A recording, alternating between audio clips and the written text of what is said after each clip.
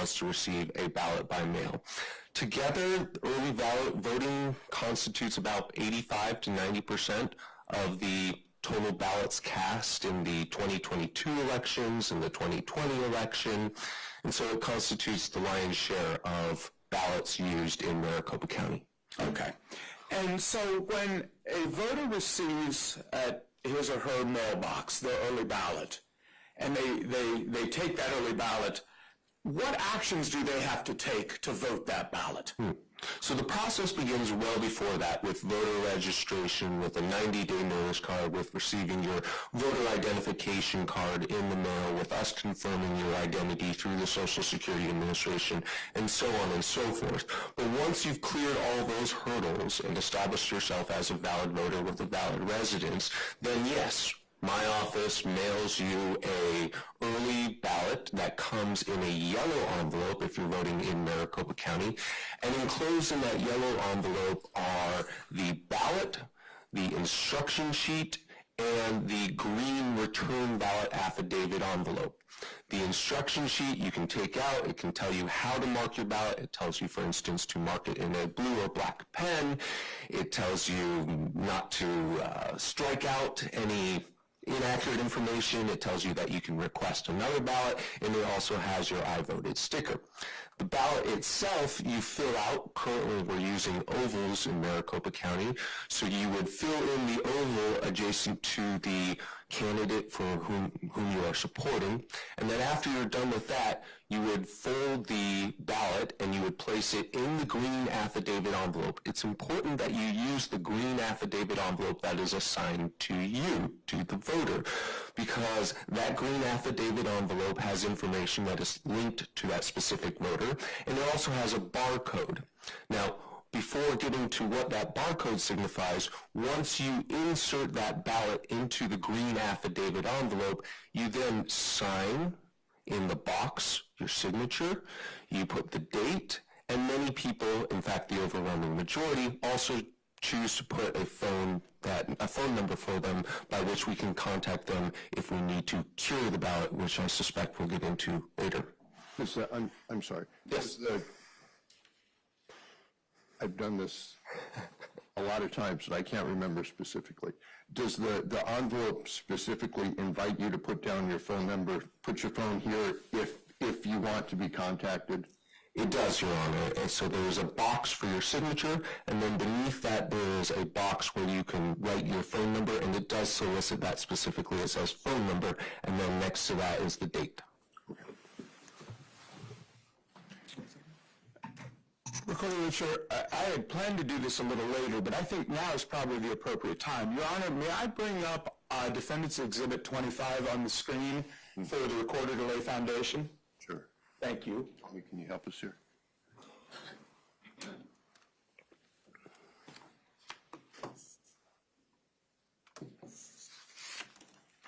going to use this as our official.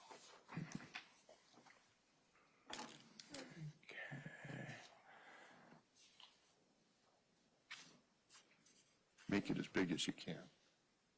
So it is filling my entire screen. Can you?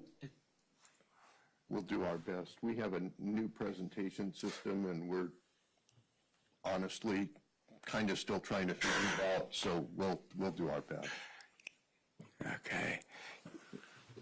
Well, I'll go ahead and begin, Your Honor, unless you want me to wait. No, and I have it on my screen, so I can see it fine. This is for the benefit, hopefully for the benefit of everybody else who's here. I will scroll down. Yeah. Recorder Richard, is this on the screen in front of you? Yes. Okay, I'm going to scroll down so that you can see the full exhibit. Do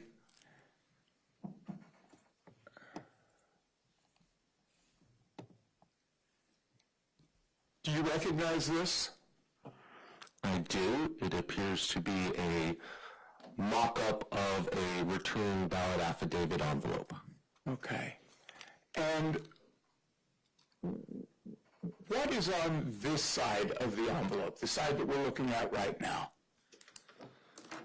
That side has the return address, so once the voter returns it through the USPS or through, well, specifically through the USPS in this instance, it would be returned to the Maricopa County Elections Department or MCTEC, and that is our specific P.O. box that we pick up mail from. Okay, and does the voter need to affix a stamp? No, the voter does not need to affix a stamp, which interestingly is not true of every state. But in Arizona, we do not require that. Okay. Now, I'm going to move the exhibit up to what is the back side of the envelope, and I would like for you to tell us what we see here on this side of the envelope. What important things is the voter allowed to do on this side of the envelope? A lot of important things, but for the voter's purpose, the most important things are that signature box. So the two boxes on the lower right-hand side, the upper box is where we ask you to put your signature. And the lower box has, as mentioned to Judge Hanna, the phone number line and the date on which you are signing. Now, above that, it has a number of important things as well. It has, again, our address, and it also has a piece ID. And so that long number that ends in 01 is a piece ID, allowing us to track individual pieces and identify individual pieces so that if the human eye needs to see it, we could see it. That 01 means it's the first ballot that has been sent out. So if we send out a second mail ballot to a voter because he or she requests it, then we would have a 02 and the 01 would be inactivated. The barcode is very important. The barcode is what we scan immediately upon receipt. We load it into our voter registration database. That's what enables us to make sure that the voter hasn't voted previously and to deactivate any extant other packets that are that the voter has requested. Additionally, though it does not appear on this image, beneath the 512 South 3rd Avenue, which is MCTEC's address, it would have the voter's name and it would have the voter's address for whom the return ballot affidavit envelope is assigned. The stuff on the left is only applicable for those who are needing assistance in filling out their ballot. Okay.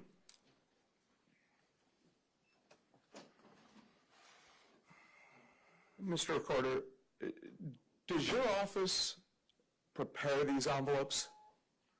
Yes, we design this envelope and we send the file to the printer, who then prints the envelopes, and then we send it to USPS, which then sends it out to the approximately 1.9 million early voters in Maricopa County. Okay. Your Honor, at this time, I would like to move to admit exhibit number 25. No objection, Your Honor, with the understanding that this mock-up is a mock-up of the final mock of the actual ballot affidavit envelope. Understood. 25 is admitted. Thank you, Your Honor. So, you just testified, Mr. Recorder, that about voters who receive their ballot by mail. And you said they sign the early ballot envelope and return it to the recorder. I want to focus now upon those voters who vote an early ballot in person. Hang on a sec. If you're going to move away from this, I have a couple of questions. Yes, Your Honor. The piece identification, and when you say piece, you mean that's like a piece of mail. Exactly, Your Honor. Does the barcode translate into computerese, that number right there? Yes, it does. Okay. Is that number unique for each voter? It is unique for each voter and it is unique for each ballot, meaning a voter could request a second mail ballot, but it would have a new piece ID. Okay, so, and that's what you said about 01, 02, et cetera. Correct. Okay. Does that carry over from one election to the next?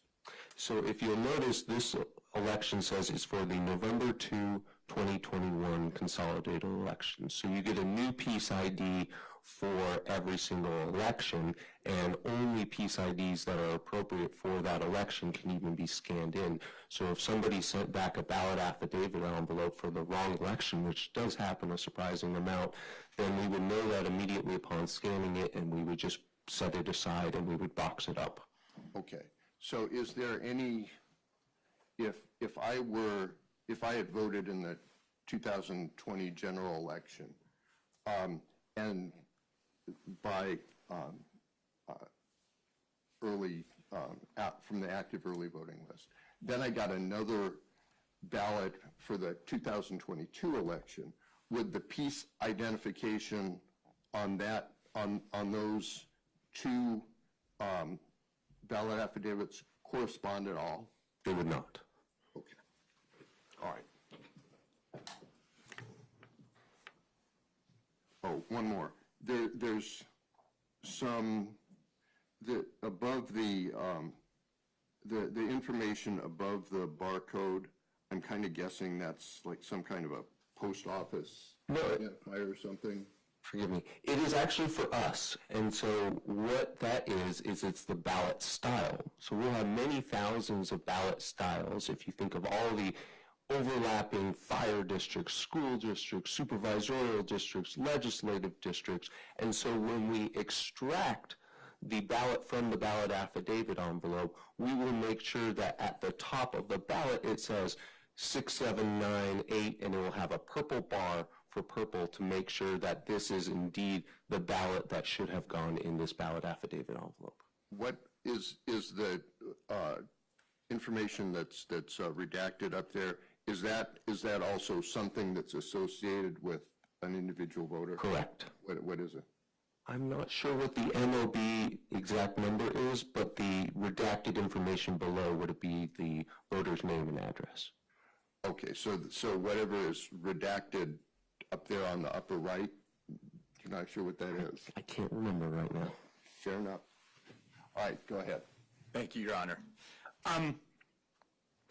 So I want to focus now on those voters who vote in person. Describe how that occurs. So if you show up to a voting location on any day except for Election Day, by law, you are participating in the early voting process, meaning by law, you still have to put your ballot in a return affidavit envelope. So a lot of people say, well, if I'm showing up in person, then I'd just like to feed it in there. Well, by law, no county can do that. They have to put it in a return affidavit envelope. So if you show up to vote in person, you'd scan your ID, it would pull up your information, and then a little blinking light would go off, and a poll worker would come over, check your ID, make sure all the information is accurate, and then it would print on demand both a ballot for your assigned precinct, and it would print a return affidavit envelope. Now, the only difference is this return affidavit envelope would be white, and it just allows us to better organize and better keep track of those that are dropped off that were a ballot by mail versus an early ballot that was printed at a voting location. And I should also point out that this barcode and all this information is what allows you, the voter, to track your ballot, so that you can get text message alerts, you can get email alerts, you can get, you can go online to beballotready.vote, and you can see your ballot progress through all stages of the process until the ballot is extracted from the envelope, because it's at that point at which the secret ballot is born, and then we can never marry the ballot back to the return affidavit envelope. Okay. It's traceable until what point? Until after signature verification has happened, and it is sent to what we call bipartisan ballot processing teams. And so this is when the envelope, that green envelope, is sliced open, and then a team of two takes the ballot out of the ballot affidavit envelope. They make sure, as mentioned, that it's the right style. They make sure that there's only one ballot in the envelope. They make sure that the voter didn't write in red ink, which can't be read by the tabulators. They make sure it's not damaged or have gum on it or something else that would mess up the tabulation process. Then they smooth it out such that it can be read by the tabulator, and they're put in batches of 200 that are then ultimately transported to the Board of Supervisors for tabulation in our central facility, which I've been calling MICTEC. And you said that it's at that point when the when the ballot is separated from the envelope, that the ballot can no longer be married up to the envelope. Correct. And so we can tell you, in fact, if you go online, you can see your whole voting history in terms of whether or not you checked in or returned a ballot affidavit envelope. So we can tell you exactly which elections you participated in. However, we cannot tell you who you voted for because at that point it becomes divorced from the individual voter. Yeah. And is that a choice of the recorder's office, or is that what the law is? That's what the law is, and it's now a hallowed American tradition that the privacy of the vote, and that I can't call up. A lot of people say, gosh, can you tell me who I voted for in the 2020 election? And they think it's like a bank, and it's like, well, if it was like a bank, then I could access that information on the back end, and do you really want me to be able to say, well, you voted for this person, and by the way, your neighbor voted for this person? And so, no, we cannot and do not have access to that information. Okay. Now, what happens if a voter returns his or her early ballot affidavit envelope, but they haven't signed it? There's no signature in the box. What happens?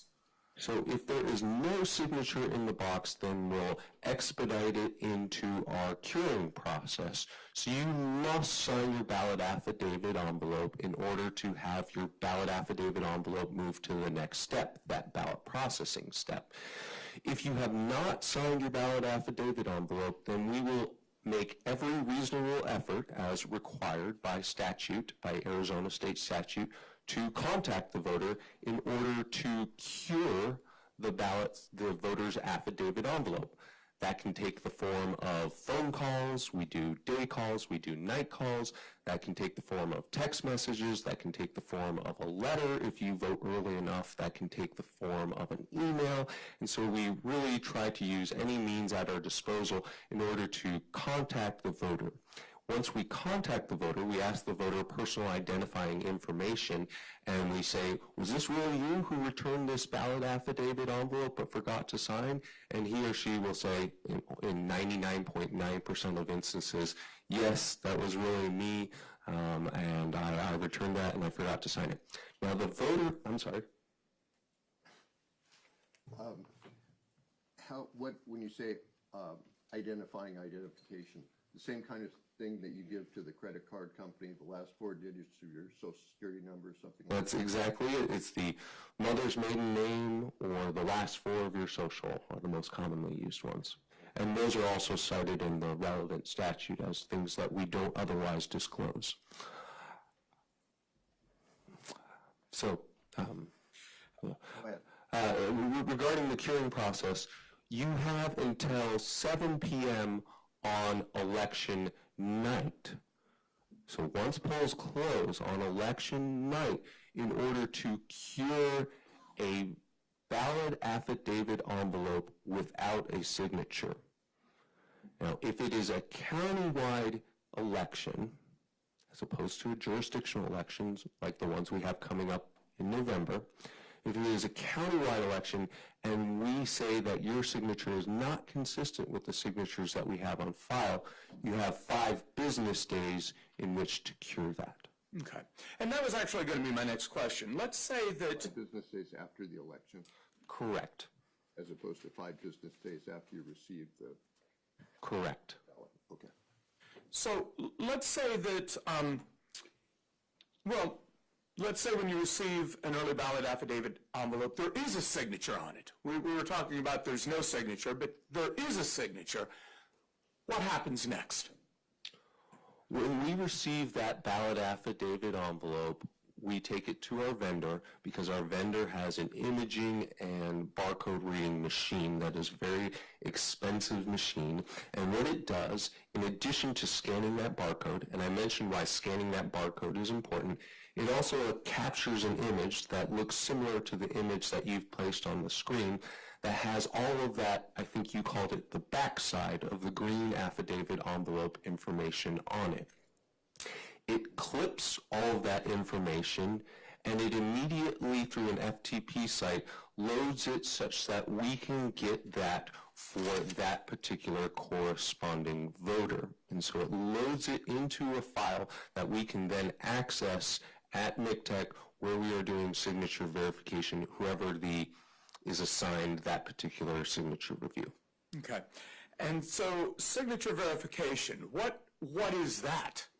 Signature verification is, I would say, the last step in the early ballot integrity process.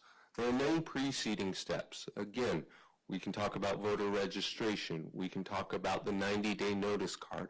We can talk about the fact that you would have to deactivate the first packet if you requested a second packet. We can talk about the fact that if your early ballot affidavit envelope went missing, then that would be deactivated. But signature verification is the last step in that process. And so what we do, and what I've gone to great lengths to improve over the last 2.5 years, is we assess the signature on the return ballot affidavit envelope to make sure it coincides, it is consistent as delineated in state statute with the signatures that we have on file for that particular voter. Okay. Do you and your employees receive training to conduct signature verification? So I increased significantly the number of people participating in signature verification from the 2022 election cycle over the 2020 election cycle. Now, that was despite the fact that there were far fewer voters in the 2022 election cycle than there were in 2020. But yes, everyone who participates in signature verification, whether it's temporary staff, and we hired 41 temporary staff to participate in the signature verification process in the 2022 general election, or permanent full-time staff. And we had over 60 permanent full-time staff who participated in the signature verification process. They must all undergo training, and that training is coordinated with the Secretary of State's office.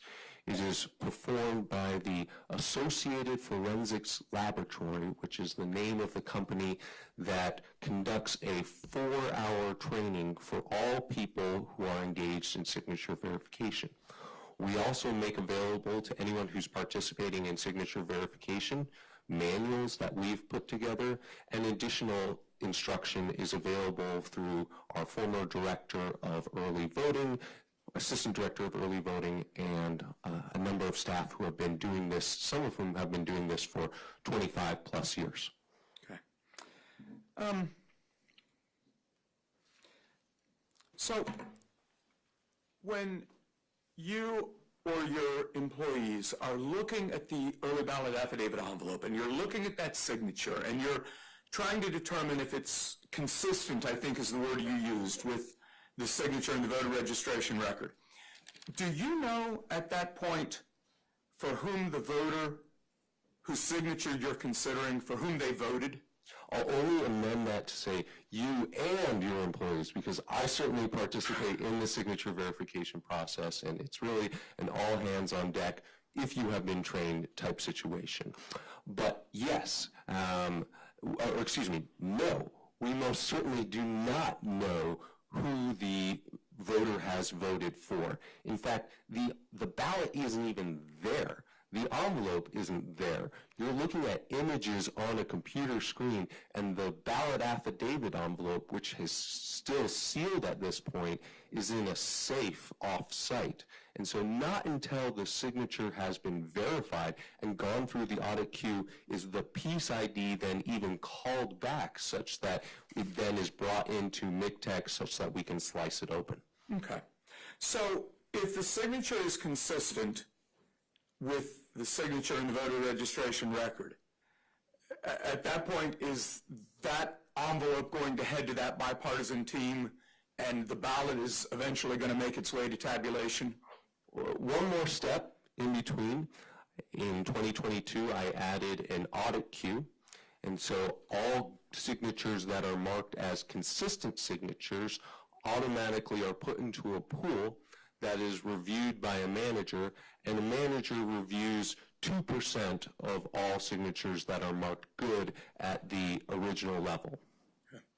At that point, once it has gone through the initial signature review, and once it has gone through the audit queue, then yes, the piece ID will be called back. They'll come in batches of 200, and they'll be brought to those bipartisan ballot processing teams for extraction. Okay. And it will move on to tabulation? Correct. After extraction, it will be then associated with a particular batch sheet, and then that batch sheet and the 200 ballots will go just a few hundred feet down, and it will go into the tabulation center where it will be tabulated. Okay. What happens if the signature is not consistent with the signatures in the voter registration record? What happens then?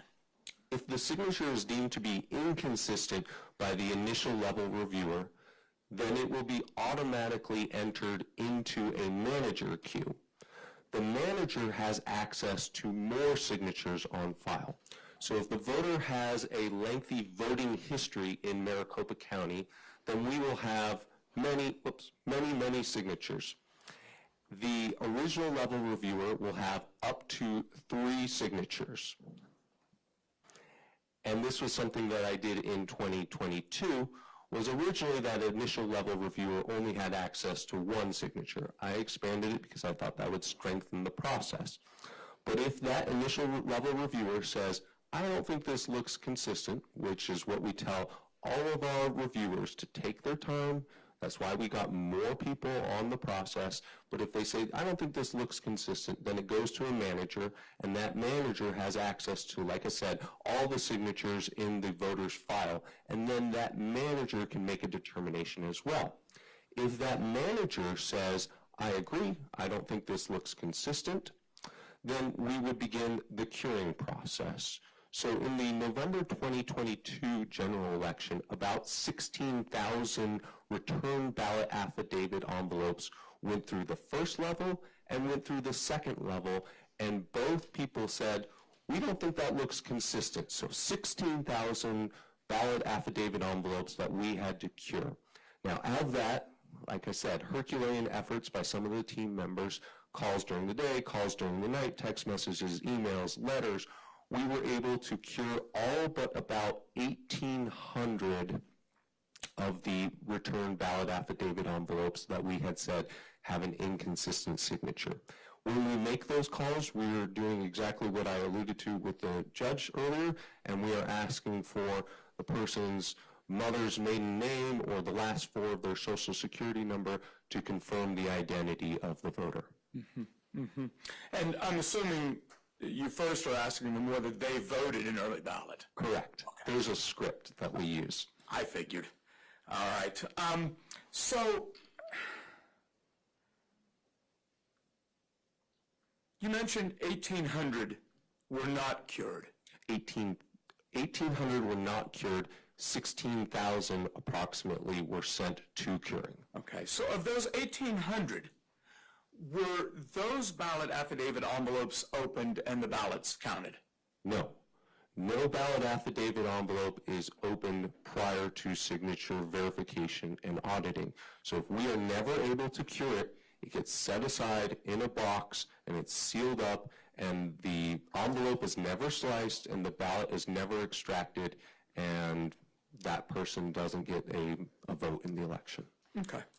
Now, what is your understanding, as the county recorder, of whether current Arizona law allows you to use previous verified early ballot affidavit signatures as part of the curing process, to compare the current affidavit signature with? So it's explicitly set forth in the 2019 Elections Procedures Manual that we are able to use any previous return affidavit envelopes or any other official mail correspondence signed by the voter, and we're able to enter that into the voter's record and then able to use that for signature verification. So this is called out expressly in the 2019 Elections Procedures Manual that was signed by Attorney General Brnovich, signed by Governor Ducey, and was put forward by Secretary of State then Hobbs. Okay, and you said you can enter it into the voter's record. Are you referring to what the law calls the voter registration record? That's right. Okay, and that's, the statutes have been tossed around, and I know you're the recorder, but I also know you're an attorney. So ARS 16550 says you compare the signature on the early ballot affidavit envelope with the signature in the voter registration record. Is that correct? That's correct. So that's where signature verification comes from? That's correct. Okay, and are you aware of whether ARS 16168F makes signatures in the voter registration record confidential? It does. And that's your position as the county recorder? That is what we have been advised. That's what this office has always taken, and that's the position taken by all other 14 county recorders. Okay. Now, are you aware of whether the law always allowed the recorders to use early ballot affidavit envelopes to conduct signature verification? In 2019, there was a legislative change. The legislature changed that particular legislation away from voter registration form and to voter registration record. Excuse me, that was in 2018. And it was based off of that Secretary Hobbs wrote the Elections Procedures Manual in 2019 that was then signed by Attorney General Brnovich and Governor Ducey. And when the draft manual of 2021 came up, they kept that provision in there. So the law was changed, and you'll have to forgive me, whether it was 2018 or 2019, from voter registration form to voter registration record. Okay. And you mentioned the 2019 Elections Procedures Manual. Is that the currently operative edition of the manual?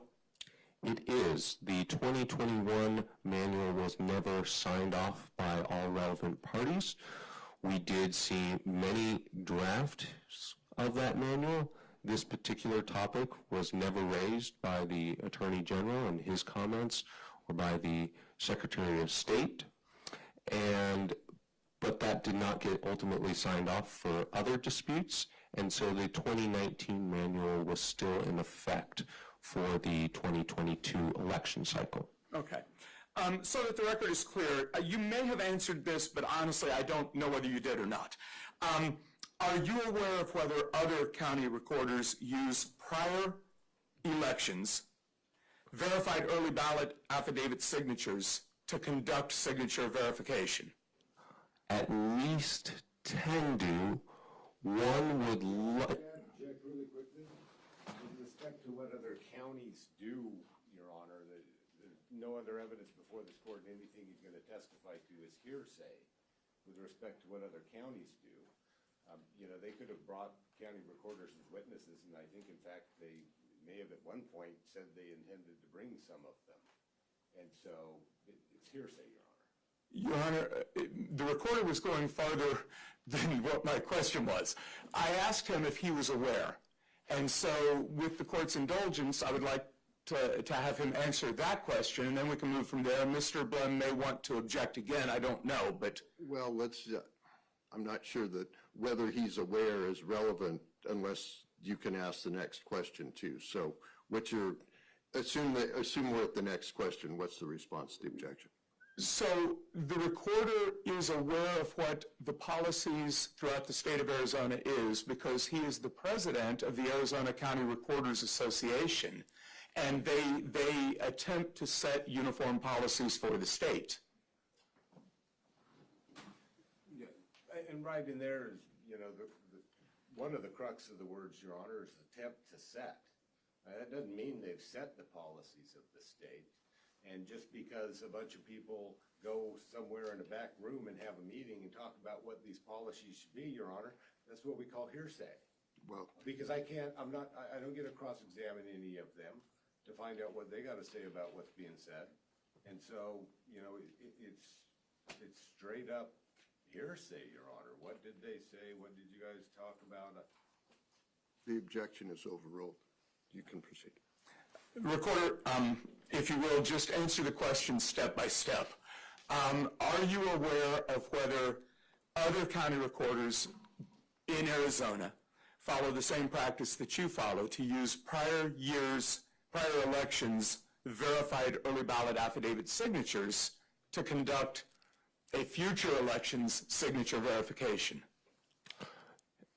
There are 15 county recorders, and as president of the Arizona County Recorders Association, I am aware of the practices of the other county recorders, the vast majority of whom use previous return ballot affidavit envelopes to verify signatures in the present election. I know that one of the recorders who does not currently do this would like to do this, but doesn't currently have access to the technology. Okay.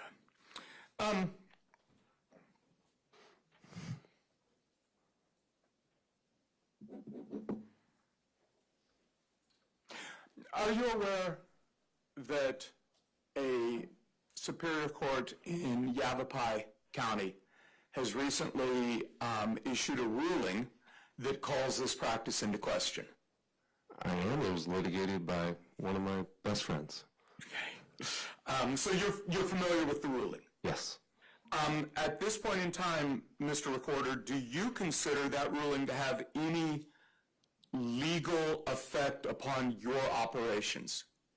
No, absolutely not. It was on a motion to dismiss from a Superior Court in Yavapai County, and we were not a named party to that. If the Secretary of State changes the Elections Procedures Manual in the forthcoming Elections Procedures Manual, and that is executed by the Attorney General and the Governor, or if the law is changed by the state legislature, then we will, of course, follow that law. But for now, it's business as usual. Okay. And to be clear, you said you weren't named, so you were not a party in that case? Maricopa County was not a party in that case. I was not a party in that case. The Maricopa County Recorder's Office was not a party in that case. Okay, and did any of the parties that you just mentioned file an amicus brief in that case, or otherwise make any type of appearance in that case? No. Okay. Just briefly, are there other signatures that you use for signature verification besides early ballot affidavit envelope signatures? Yes. We will use signatures if the voter makes a voter registration modification, if the voter requests to be added to the active early voting list, if the voter writes back on receipt of the 90-day notice card. So we'll enter all that information into the voter registration record. And here, the universe of county recorders across the state of Arizona who do this actually expands such that I think 14 of the county recorders use some information other than the original voter registration form to verify the signature on the present ballot. Again, reading that as voter registration record. Okay. So there are lots of possible signatures you could use, is that correct? Depending on how new the voter is. If it is a brand new voter, then the only signature that we would have on file, if he or she registered, let's say, 30 days before the election, would be the signature on the voter registration form. Okay. Let's think about a voter that has registered not just, right prior to this election, but they have a voting history. Are early ballot affidavit signatures considered important signatures for signature verification? Yes. And why is that? Our approach is the more the merrier. The more exemplars that we have on file, the better. We also can trace the evolution of the signature. Some of our voters who have voted here in Maricopa County for a long time, you can go into their file and you can see that their signature has evolved, and unfortunately many have degraded. Our very own elections director, Ray Valenzuela, likes to joke that his original 18-year-old signature had a heart above it. It no longer includes a heart on his on signatures that he returns. It's also important because the ballot affidavit envelope is the exact same target box and surface area as the return affidavit envelope, which we are assessing for consistency. And so I hear from a lot of people who say, well, I don't like the signature that I did originally at the Arizona MVD on that touchpad. And it's true. If we only have one signature on file, it is more likely to have to go through the curing process.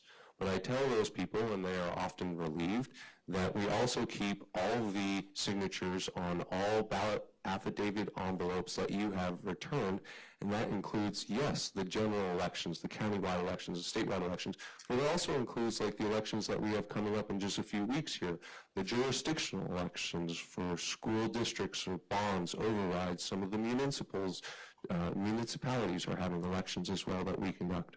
Mm-hmm. So when you do this signature verification, and we're almost through with what your office refers to as SIG-Ver, and I may slip up and say that use that term, but are you looking for exact matches? We're looking for consistency with broad strokes that we've been taught to identify in our training. Exact matches, I think even if I signed here twice, it wouldn't be an exact match, and I am reticent to use the word match, even just because I say consistency, both because that's what the practice is and because that's what's set forth in state statute in the Elections Procedures Manual. Okay, so give us, if you will, just a few. I know, well, you said earlier that the training is extensive, but just a few examples of what types of characteristics you look for. So on my own name, I have a trailing, my last letter in my first name is N, and the last letter in my last name is R. I have trailing N line and a trailing R line.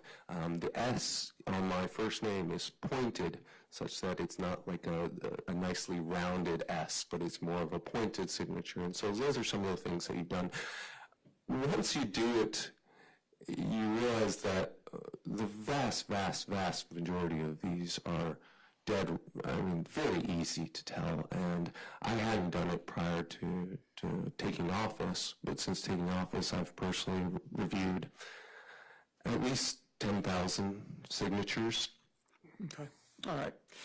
Recorder, I want to move on now from signature verification to another discussion that I want to have with you, and this regards ARS 16168F. Are you familiar with that statute's, what I'm going to call confidentiality requirements? I'm generally familiar with Title 16 in my given role in that I'm a certified election officer in Arizona. I'm familiar with Title 16, and in the context of this litigation, I have reviewed that particular statute, and yes, I am generally aware. Okay. So let me just ask the question. Does that statute impose certain confidentiality requirements on you and the other county recorders? It does, and it specifically enumerates a number of the things that Judge Hanna and I discussed, such as the father's name, last four of your social, mother's maiden name, your email address, and your signature. Okay. And those are kept confidential? Correct. Are there exceptions? There are exceptions. In fact, we had a number of enterprising journalists who recently came to our facility who, pursuant to that statute, were able to review signatures and review them against the ballot affidavit envelope. Okay. But that exception is in the statute, is that correct? That's correct. It's not your policy? It's not my policy, and we apply the policy uniformly, evenly to whomever asks. Okay.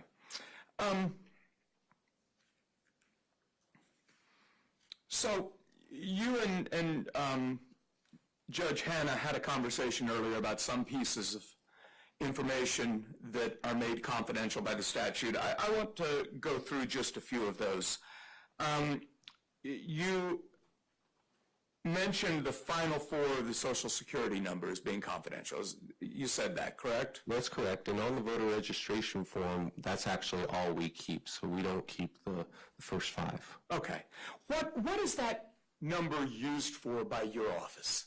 It's used for confirming voter identification in situations where the voter might make a voter registration modification. In this context, it would be used for the aforementioned curing process, such that, again, if we determined after 2 reviews that the signature was inconsistent with the signatures that we had on file, then we would attempt to contact the purported voter, and we would ask the purported voter for personal identifying information, including the last 4 of his or her social, and if that matched, then we could say this is indeed the person we're supposed to be speaking with. Okay, mother's maiden name? Same story. Same story, okay. Signature? Signatures, the same story. Anyone who has requested signatures, we have denied that. We've only used it for our expressly authorized purposes. Well, and that's what I'm getting at. What do you use a voter's signature for in the voter registration record? Same thing, in terms of voter registration modifications, in terms of subscribing to the active early voting list. So if you want to subscribe to the active early voting list, you have to send in a written notice, and on that written notice, you have to sign it, and we use that signature to confirm identity. And of course, as we've discussed at length, return ballot affidavit envelopes for early ballots. Okay. So if those signatures were made public,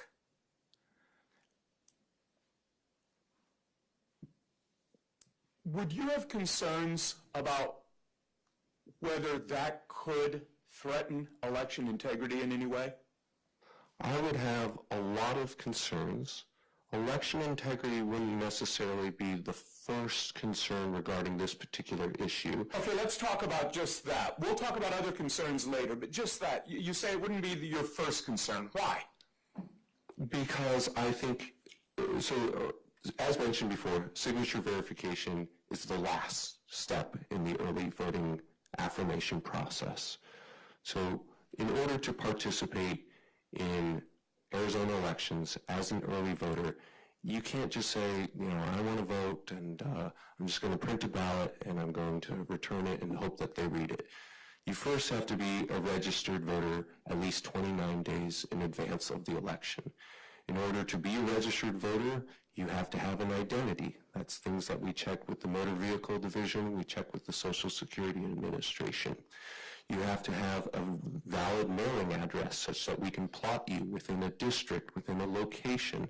And then when we send you a voter registration card, that card has to be deliverable. If it comes back as undeliverable, then we won't put you on the voter registration rolls.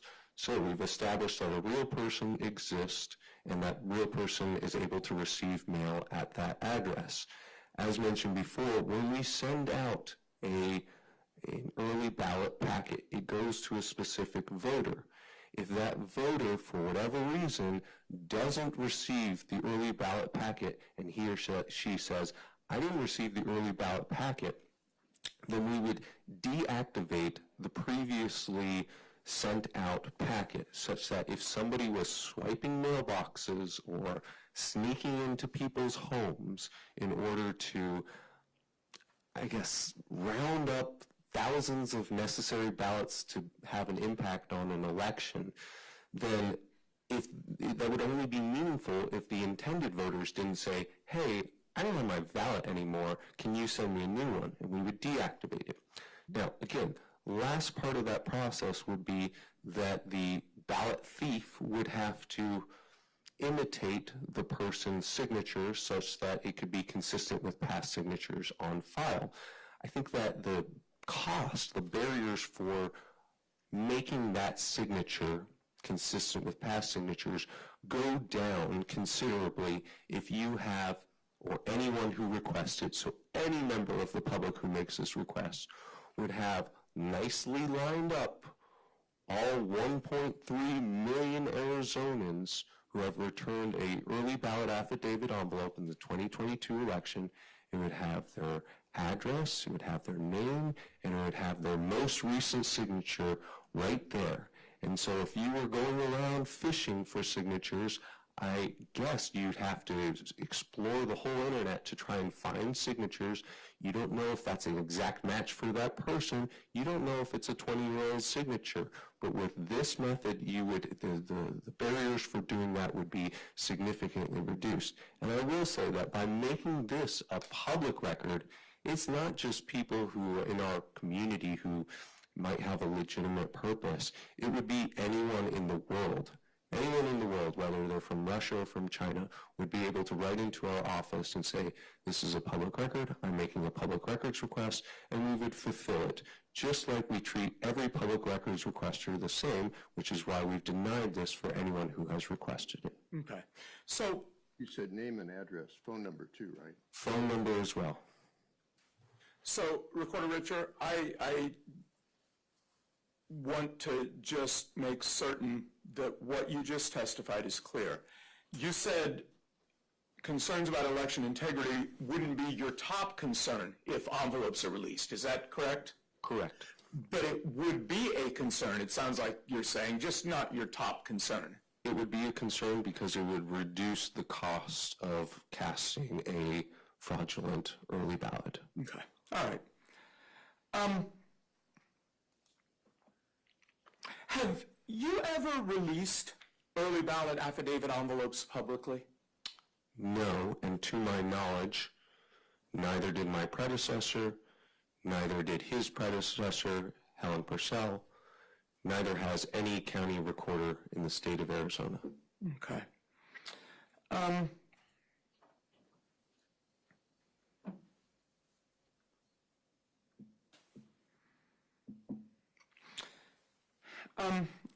Can I ask you to please bring Exhibit 25 back up on the screen? If it's gonna put in your password at all. You got 25 back up there. And if you will, make that a little smaller, Jack, when they bring it up.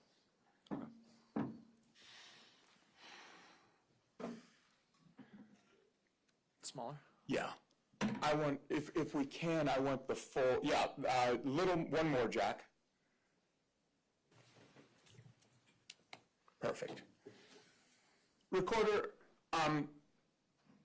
this was bad witness preparation on my part. I didn't ask you if you know the answer to the question I'm about to ask. So, if you know,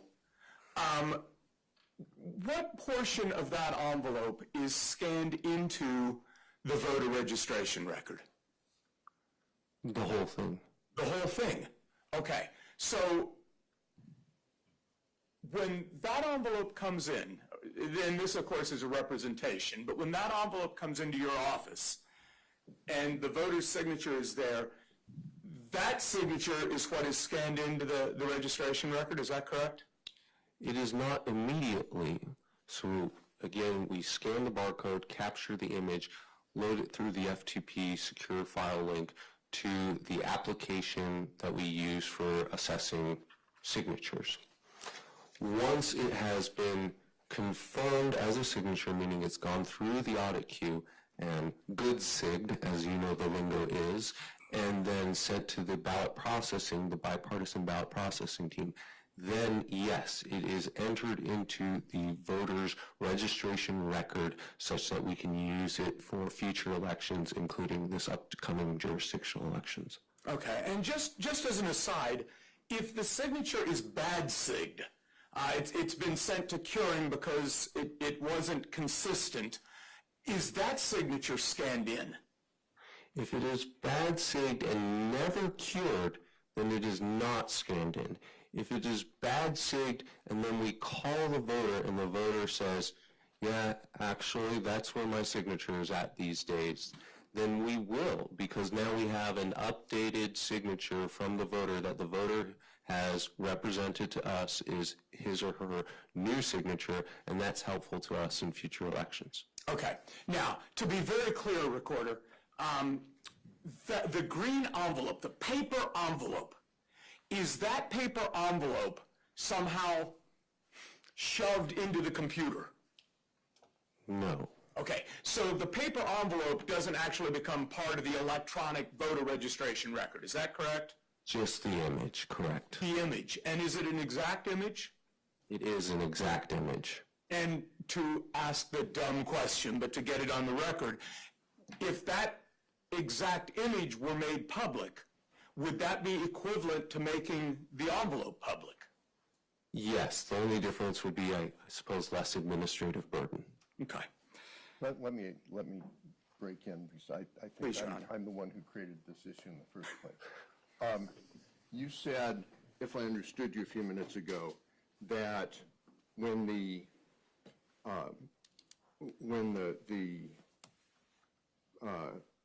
envelope and its contents get to the signature verification part of the process, that the signature is extracted by what you described as a fancy machine. Yes. And that image is transmitted in some kind of a file to the signature reviewers. Correct. Okay. And they have also access to some number of exemplars. At the first level, 3. At the manager level, all. Okay. Are those extracted signatures preserved in any way, or they just become superfluous and they're put through the computer file shredder? Yes, they are preserved in that we enter, if it's a good signature, that into the voter registration record such that we have that signature for future reference. Okay. So you keep, that's what I'm getting at. Do you keep both the ballot, an image of the ballot affidavit envelope and separately an image of the signature portion of the envelope, or one or the other, or both? Both. Okay. And why do you keep both? Because that's how it takes an image of the envelope and it's just focused in on for the purpose of signature verification on that portion of the envelope. Okay, but do you keep the envelope because that's where the signature came from? Is that why you keep these envelopes as opposed to throwing them away? Correct. And we take an image of the whole ballot affidavit envelope because a surprising number of people don't write within the box. And so if we need to, we can move the image around such that we can find it. A lot of people write on, for instance, the telephone number line. Okay. But then after that election is over, you continue to maintain this? We continue to maintain the digital format, but not the physical format. Right, I understand. And when I say this, I'm pointing at the image. So you maintain that scanned image? Correct. Okay. And do you maintain those indefinitely? To my knowledge, yes, because we have signatures that go back many years now. It would only be when we began capturing the image, but we have no plans to remove them. They're part of what we think of as the immutable voter registration record. So even if a voter cancels, he or she moves out of state, cancels their county voter registration record, we still keep that record. It's just given a cancellation status, and we keep it for forever. Okay. Okay. Go ahead. Thank you, Your Honor, and thank you, Recorder Richer. Now I want to quickly, we're almost done. I want to quickly address one other subject with you. Are you personally aware of whether election officials have been harassed or threatened as a result of their work in elections? I'm sorry. I'm stealing your thunder, but I thought of another question. You Please. said that the voter the signature goes to the voter registration record, is made part of the voter registration record when it's determined to be a good signature.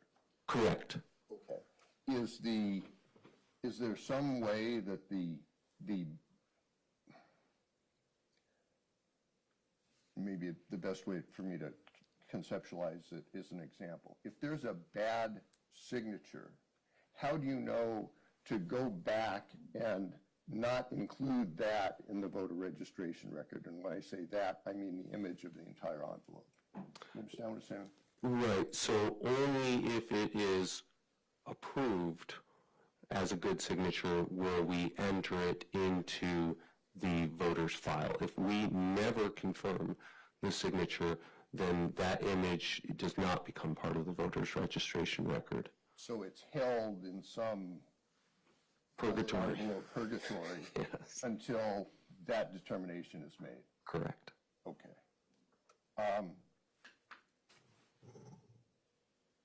Okay. Thank you.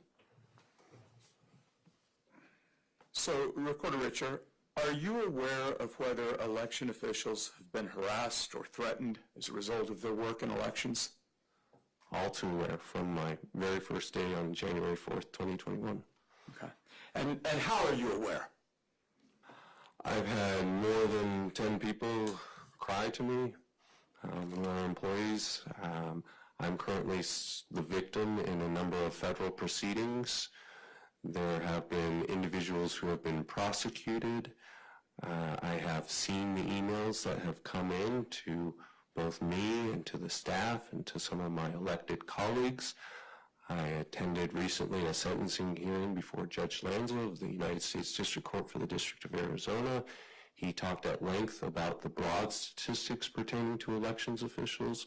The Brennan Center has found that 1 out of every 6 elections officials in the United States has been subject to some form of threat or harassment. 6 out of every 10 election workers say that it's a concern of theirs, and I would imagine it would be particularly acute in Arizona just because we've been the subject of so much conversation about this particular topic and because we're a battleground state. Okay. You mentioned that it's happened to you personally, is that correct? Correct. One person has already been sentenced. With respect to a threat that he made to me, I have trial in October in the Eastern District of Missouri for another one, and the DOJ has open matters on a number of other people. Okay. The one who's already been sentenced, Recorder, if you're comfortable doing it, will you tell the court how you were threatened, what this is about? Many of them I've probably received over 200 voice messages to my personal cell phone that will be explicit in what they want to do. I've probably received over 100,000 social media messages. I've probably received over, I'll say, I won't estimate, but a lot of emails. Some of them are to the effect of, you know what happens to traitors. Some of them, the ones that are of particular interest to our Attorney General and to the County Attorney's Office and to the FBI and the DOJ, are the ones that are expressed in their language, like I'm going to get you, or in this particular instance, I think I want to put that Jew in the oven so badly that I can almost taste it, and his children are not off limits. Here's where his wife works. We should get her too. Language along those lines. Okay. All right. Thank you for sharing that.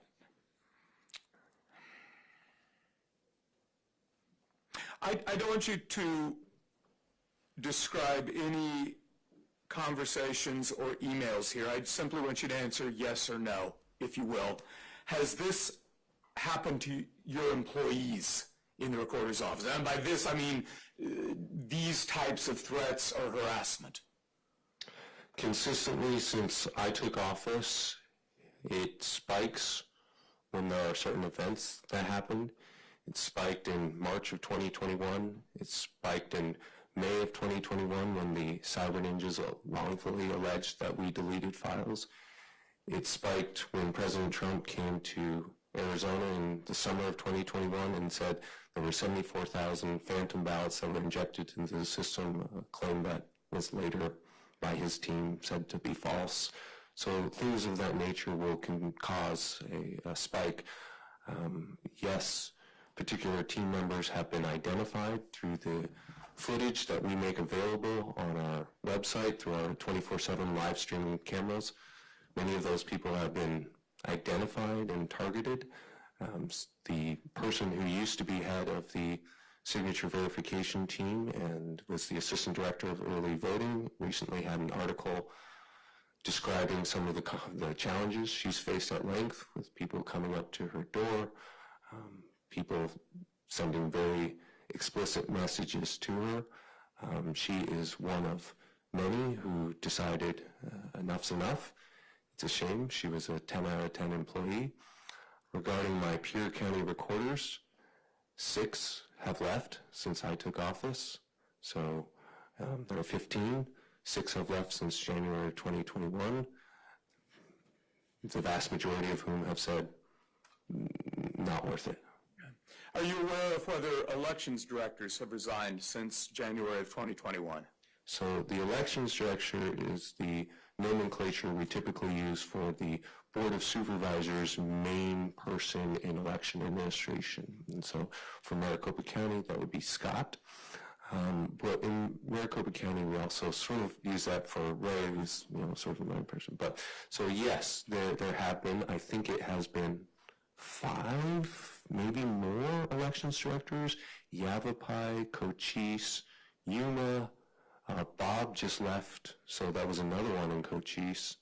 Pinal has had multiple leavings, including a very strongly acerbic worded letter that she sent to the Board of Supervisors. So it's there's plenty to choose from. Okay, all right.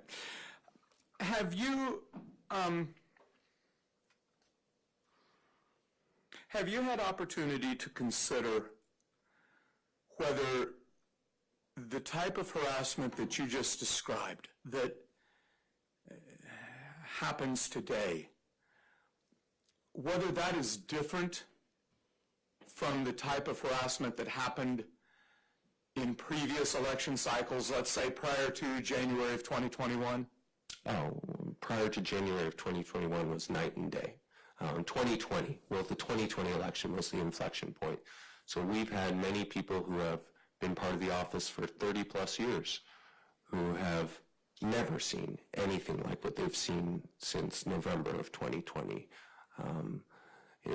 Public records requests is itself indicative of the type of explosion of these type of interactions. My office used to receive about 40 public records requests a year, most of them pretty garden variety voter registration records from competing candidates, making sure that they'd always been a Republican, because if they hadn't always been a Republican, then I'm going to talk about that. But in 2022, we received over 1,300 public records requests. Some of them have, in fact, enabled some of the harassment that has happened. I referenced the video footage. That's accessible through a public records request, and we've spent hours going through some of that video footage only to then have people use it to identify Brian, who works in the BTC, who I think was doing this. Then we're going to find Brian on LinkedIn. Then we're going to use that to go down the rabbit hole to find out more about Brian. Then we're going to confront him in person. And so all of that has happened. Okay. Are you aware of whether voters have been harassed in Maricopa County for casting early ballots? Yes. We are the place that I guess a lot of people think of when they have anything that happens outside the ordinary in terms of voting. And so we've received reports throughout the last 3 years of people coming to people's doors and saying, why are people coming to my doors? I participate in the election. Why are people asking me about it? We are aware of the intrigue and vigilantism surrounding ballot drop boxes throughout the entire state. certainly Recorder Hoffman and now Recorder Burchell could attest to the Lions of Liberty group in Yavapai County, because Yavapai County has lots of drop boxes, and so these would be people with very visible weapons who would be staking out those areas, and that happened in the 2022 November general election context as well for both our outdoor Mesa drop box and for our one at the McTech facility, in terms of people feeling intimidated by the presence of others who were there for the express purpose of monitoring the drop box. Okay. Now, I don't want you to talk about, I'm going to ask you if you received complaints. I don't want you to talk about what the complaints said. That would be hearsay, and I don't want you to do that. But my question to you is, has your office received complaints from voters who had people come to their door asking about their early voting activities? Yes. Why are you making this information public? Because it's public, whether or not you participated in the election. Why are you not telling these people off? With respect to the drop boxes, why are you not sending the sheriff's office to guard every single drop box? Because that would be against the law. So lots of questions emanating from those concerns. Questions is a polite way of putting it, where why aren't you doing this is sort of more of a suggestion that you should be doing this. Okay, so you received those. Correct. Recorder, my final question for you. Do you, as the Maricopa County Recorder, who is, entrusted by law with the administration of early voting, do you have any concerns if early ballot affidavit envelopes are released publicly? So, to begin answering that question, I should say that before thinking about this, we didn't release this because we were advised by counsel that it would be unlawful. That was our reading of the statute as well. That was consistent with the county's long-standing practice. That was consistent with what other counties did. So the assessment was whether or not we could release this. And we just said, no, we can't release this, which is why we've said no to this particular plaintiff, but to others as well. It's not discriminatory. This particular plaintiff has made public records requests through present counsel and through counsel Tim Lasota previously that we have fulfilled. But this was not our understanding of the law, and so we did not fulfill it. Regarding sort of the abstract concept, if this became a public record, I spoke previously about the voter integrity concern, but I think there are other concerns as well. There's certainly a voter privacy concern that has been voiced to me by many, but the concern that I'm most interested in terms of an administrative process is, how does this change voter behavior? If voters know that that envelope with their address, with their name, with their signature, with their cell phone number, can be made available to anyone in the world who requests it, do voters behave differently? Do their voting patterns change? Does that mean we have to plan for our election differently? Do lots of voters just not sign all of a sudden the ballot affidavit envelope, and then we all of a sudden have to cure not 16,000 ballot affidavit envelopes, but 160,000 ballot affidavit envelopes? If that happened with our current staffing, we wouldn't be able to make good attempts for all 160,000 of those people, and I suspect that some of those people would be disenfranchised. And then I worry about a chilling effect. If there are some people who are hypersensitive about their personal information, and knowing that this would be made public, I wonder if it would have a chilling effect on even participating in this process, which the United States Constitution and case law has said is a fundamental right, and it's a fundamental right that's different from, say, signing an initiative or registering a deed. It is one of our constitutional rights that has a very significant lineage in our constitutional law, and so I worry about that. Okay. Now, you mentioned signing deeds, and it's funny that you brought that up. The plaintiff has raised the fact that deed signatures are public. And let me just ask you, is that correct? Are signatures on deeds public? All of the recorded documents on our website, we have about 51 million recorded documents going back to 1872, are public if you search the right keywords. Okay. I know that you can't possibly know what other people think. And so I'm not asking you, what do other people think about that? What I'm asking you is this. Do you think it's possible that there are people in Maricopa County who don't realize that when they signed a property deed, their signature was made public? We have people who will record divorce decrees that will reveal salacious details of the situation, only to then later realize that, like, oh gosh, that's part of the public record that anyone can see, and then they'll try to say, hey, can you please take that down? And we say, absent a court order, we can't take that down, and we can't redact that from a recorded document. So I know expressly that there are some people who do not realize that when they record a document, it becomes part of the public record. Okay, so, and this is my final question, Recorder. I just want to connect the dots in what you said. You said you were concerned that people might not sign their early ballot affidavit envelopes because they don't want their signature to be public. The fact that they have that they've signed a property deed, does that change your analysis at all about that, whether they might not sign their early ballot affidavit envelope? No. Okay, thank you, Recorder. And Your Honor, I don't have any further questions.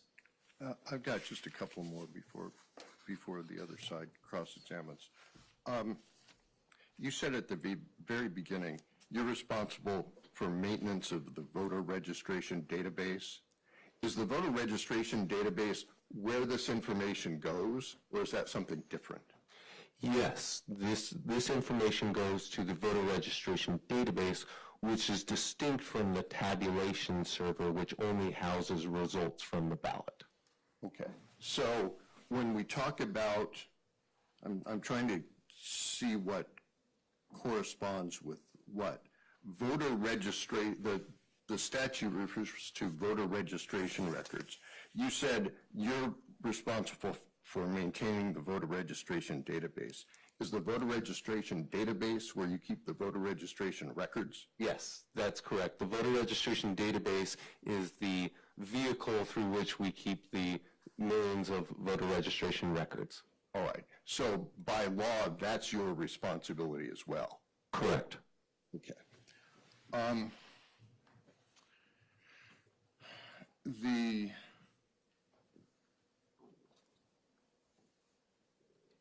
One more question about that. Who ultimately decides what goes into the voter registration database? If it's not clearly set forth in statute or in the elections procedures manual, I would. Okay. But to the extent that something is spelled out in the statutes or the voter or the elections manual, you follow that?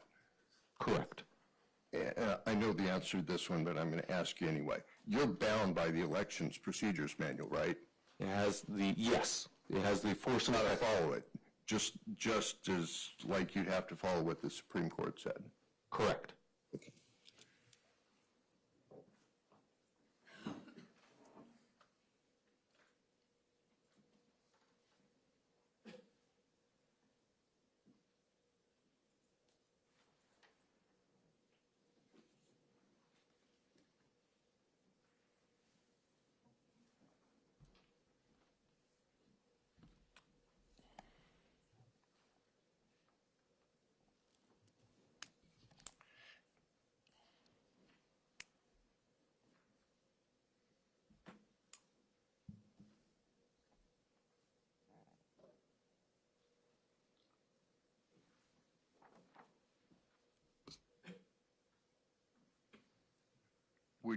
Is there anything that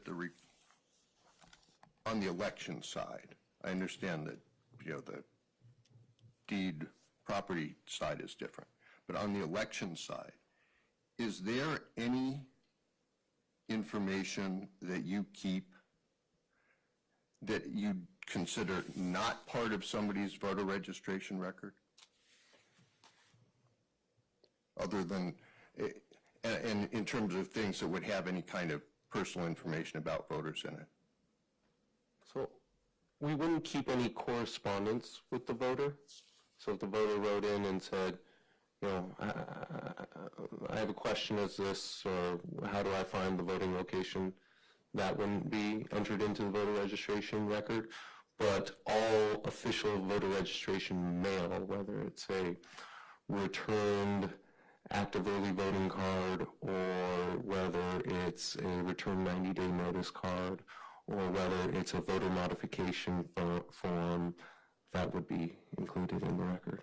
Okay, here's what I'm trying to figure out. The statute refers to voter registration record. Correct. And the plaintiff's position is this is not part of the voter registration record. Mm-hmm. I'm trying to figure out if there's really a delta there. Is there anything other than the voter registration record that you have that has people's names, addresses, and phone numbers and signatures in it?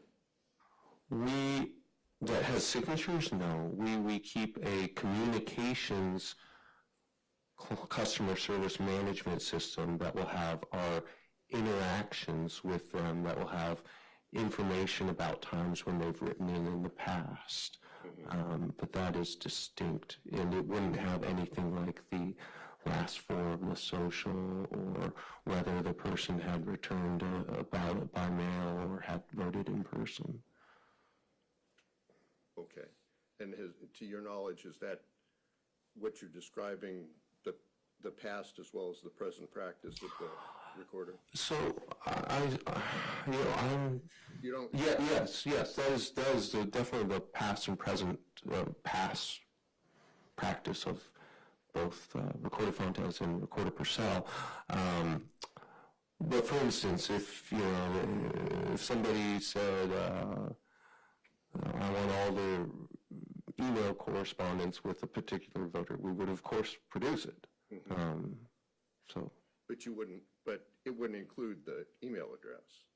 Correct.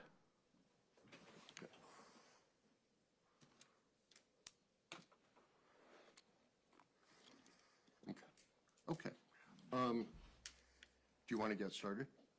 It's up to this court, Your Honor. Let's go ahead. I have a meeting, so we'll do 10 or 15 minutes, and then we'll break for lunch. Okay. Yes, Your Honor. All right. Really quickly, and I guess that's good because we could sort of stay on the same topic the Honorable Hannah was just talking to you about.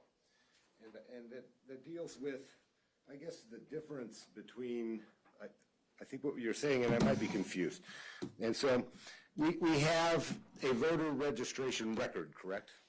Correct. Is that a public record? The voter registration record itself is a public record. I believe you just testified that about the guy who got divorced, who lodged his divorce decree. It's a silly thing to do. Sorry if he's listening. But there's a lot of them. As a public record with the county recorder's office, correct?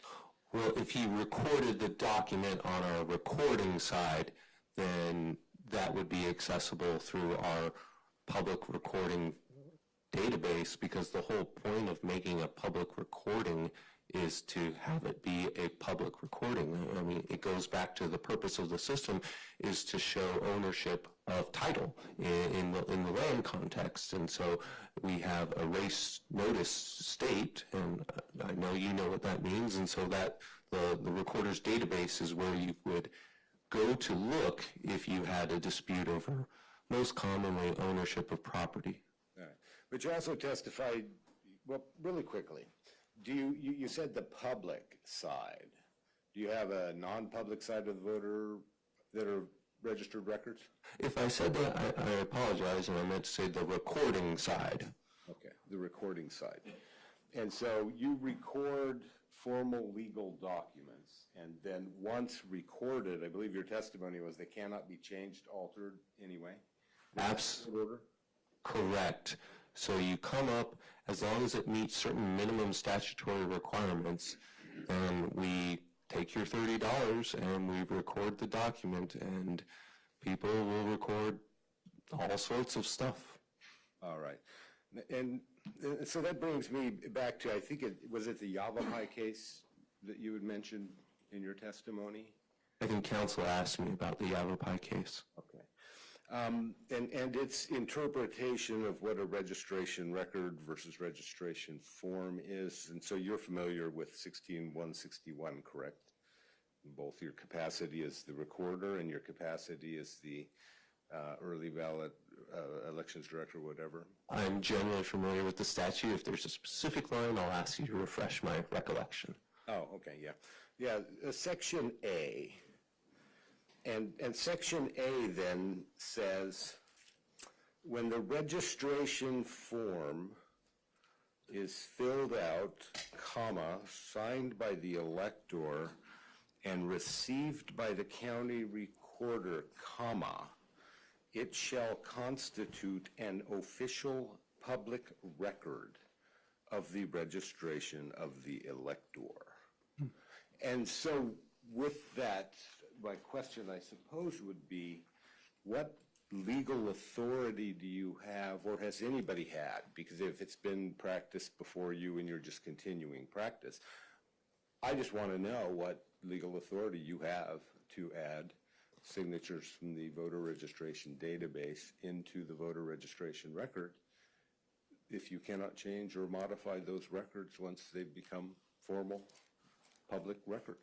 Sorry, we can't change or modify the recorded documents. We do modify a voter's voter registration record, and we do produce those as public records requests. For instance, if Joe said, I want the voter registration card of Brian Blenn, then we would say, okay, fill out a public records request form. We would produce it. You would say you're, I think, registered Republican. It would have certain information, but it would not have the information that we have not produced pursuant to Part F that we've discussed a lot and pursuant to the best interests of the state. And so we would treat your privacy and withhold that information as we would any other voter. And so you'd give me a voter registration record that's heavily redacted?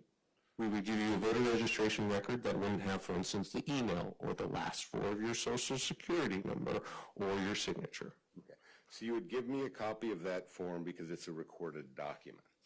And so if you record a document, what I'm asking you is what statutory authority, absent you set a court order, you can't redact it, you can't delete this guy's divorce decree and he's humiliated, and you can't change it.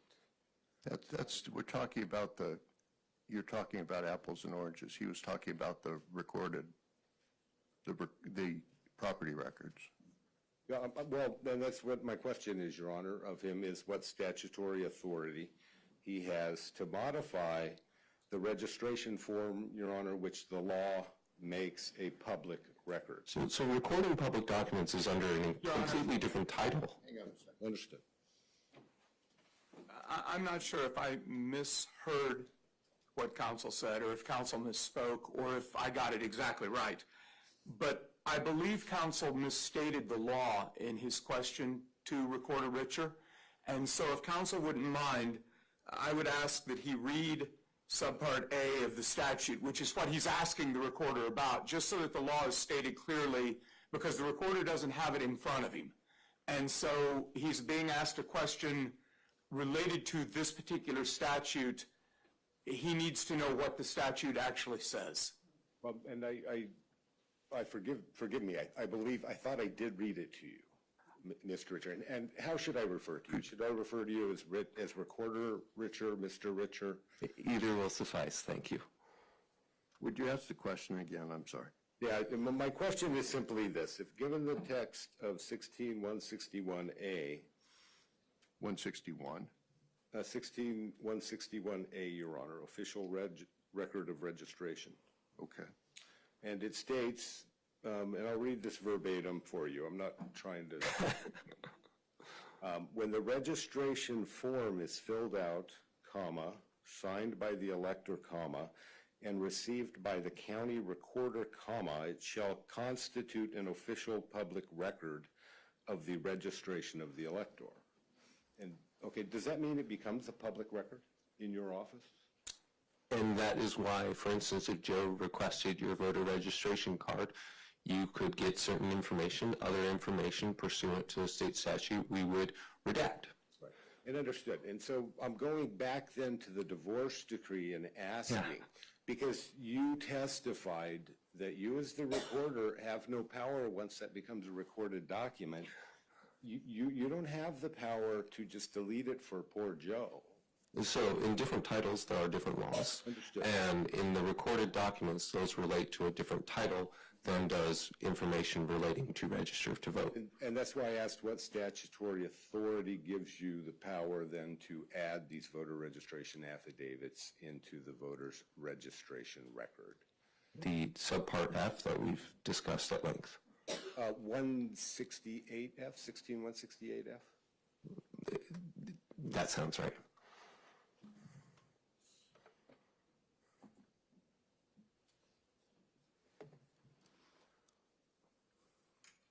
I'm sorry, I'm going to have to pull up my statutes. But 168, are you telling me that it's subsection 168F that gives you the authority to add these to the voter's registration record, or is it, and I don't want to play games. 168F contains exclusions and mandates privacy for voter registration record, correct? Correct. And so it states that you cannot have access to this stuff, correct? Correct, and we apply that evenly across anyone who requests for any voter it's being requested of, and it's not just the signature. As mentioned, we also don't give the last 4 of your Social Security out to Joe LaRue if he made a public records request for it. Understood, understood. And so there are exclusions there, correct? Correct. And those are for, campaigns, election-related, it says elections-related activities, something like that, correct? Not campaigns. It says members of the media, as referenced earlier, and I'll defer to you with the statute if you've been able to pull it up on the other ones, but it doesn't say but meritorious versus less meritorious public records request, or if the public records requester really wants it or doesn't really want it. Okay. And so, well, my Wi-Fi stopped. It must be just about lunchtime. I'll change gears. Just ask me about football then in the meantime. That's fine. You've answered my question, and so I guess what I need to do is go do some research in the other public records laws, right, that regulate Joe's divorce and whatnot, to find out what statutory authority there is to add this affidavit envelope signature. Actually, I thought you said the Elections Procedures Manual mandates that you do that. I'm sorry, the Elections Procedures Manual mandates with respect to being able to use past ballot affidavit envelopes. The subpart that we have relied on for not producing signatures is that part F of the statutes. Right, but the question, as I understood it, was what authorizes you to make the ballot affidavit envelopes part of the voter registration record? Oh. That's the Well, we will, Election Procedures Manual, right? which is an interpretation, which is an expansion of state statute, and we, going back to that change in 2019 from form to record. Right, Yes. I understand that, Yes. but that's what the Secretary of State says you're supposed to do. Correct. Okay, so it's your testimony here today that it's the Elections Procedures Manual that tells you to put these voter affidavit signatures into the voter's registration record.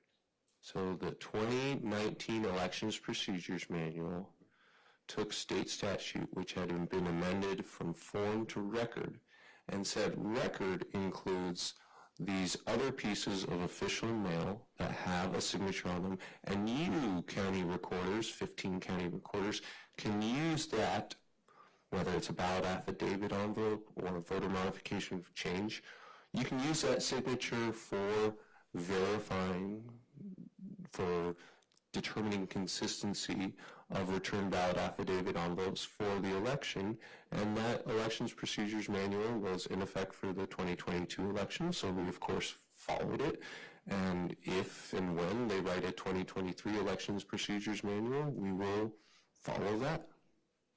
All right, well, thank you. I think that answers my question. And so, moving on. All right. All right, and so I apologize, I don't want to be redundant, but Mr. LaRue asked you some questions about your background. I do know you're an attorney, we've already had that. What law firm did you work for? I worked at the law firm Statutory Johnson, which is a Washington, D.C. based international firm. I later worked at the law firm Lewis Roca. I also did legal externships with the Cato Institute and some other places as well. So When did you work for Lewis and Roca? prior and even a little bit into becoming a recorder. So I think I joined Lewis Roca in July 2019, and I stayed there until July 2021. And then it was a little bit too much with juggling the two things and going back and forth between offices, but I'm sure you and I know many of the same people, because Lewis Roca, a lot of them have been around for a while. Oh, and I do have to correct the record. It's Lewis Roca now. That is the name. I thought you were going to get me on Lewis Roca, Rothgerber, and Christie. The record I want to correct with you is when you were telling me about the voter registration form, you said, well, and if I were to get yours, I believe you said, and I think you're a registered Republican. Guessing. Completely guessing. No idea. Yes. Let the record reflect that I do not know Brian Blum's political party. But you can request it. Okay, I just wanted to be clear. Okay, I apologize for that. It doesn't matter if you look at me. Council just wants to make clear that he's not affiliated with any political parties. So, okay, so let's talk about signatures a little bit. And you were in court when I did my brief opening, correct? And we talked about signatures and how we widely use them for everything. Stream of commerce, you said. And so, what makes these particular signatures different? Well, to begin with, we didn't think we even had a determination. We read the statute, we read the subpart, says don't produce a signature, okay, we don't produce a signature. Now, if you'd asked me to sort of ruminate on this topic. Can I ask you to stop just 1 second? Certainly. Sort of go back, and that's my fault, not yours. Okay, the bad setup for my question. I would like to talk about this question, I guess, in two different parts. And I would like to separate 168F, because you know there's a legal battle right now about whether or not these constitute part of the registration record, right? As the recent case ruling that just came out. And so that's something the courts will decide later. But if we can separate 168F from the best interest of the state standard, right? These are public records. And so my question just pertains then, so set aside 168F, just pertains to the best interest of the state standard. And what makes these signatures different than signatures people routinely drop into the chain of commerce, as they do with these? Yeah. No, so if you're talking about the best interest of the state, which was, again, not our reasoning for originally denying this record, but I would say that there's a little bit more constitutional heft to protecting the right to vote than there is the right to sign your bill at the restaurant. I forgot which restaurant you went to with your wife, but so that's that has a lot of constitutional backing to it that would jealously guard anything that could deter an individual from participating in an election. Okay. All right. And so you believe then that if people think their signatures are made public, even though they dropped them in the stream of commerce in public, that will impact their willingness to vote? I've been told that by many people. Have you? Okay. And so, and you are correct that, and I agree as a lawyer, that the weight of a person's right to vote is substantial. And so is the equal protection of law clause of the United States Constitution. Is there a question coming here? Yes, Your Honor. And so, are there equal protection concerns with respect to the current system for voter signature identification? This isn't something I've given any thought to, but I couldn't imagine we treat every voter the same. Everyone who participates through this process, any voter can participate through this process. We wouldn't reveal signatures for some voters and not for other voters. We wouldn't signature verify for some voters and not for other voters, and so... And my question relates more to equal protection and the right to vote as it surrounds verification of signatures. And so, for example, if somebody submits, were to submit a ballot that was fraudulently signed by somebody else and it were approved, does that diminish the equal protection rights of other people? I'm going to interpose and sustain my own relevance objection here. Okay, Your Honor. I'm not sure what that has to do with what we have. All right, but can we agree that the signature that the voter attests onto that voter, the ballot, can we just say envelope and all agree that what we're talking about is the executed ballot affidavit envelope? So we refer to it as the ballot affidavit envelope because it is a legal statement. Okay. So that's why we do it.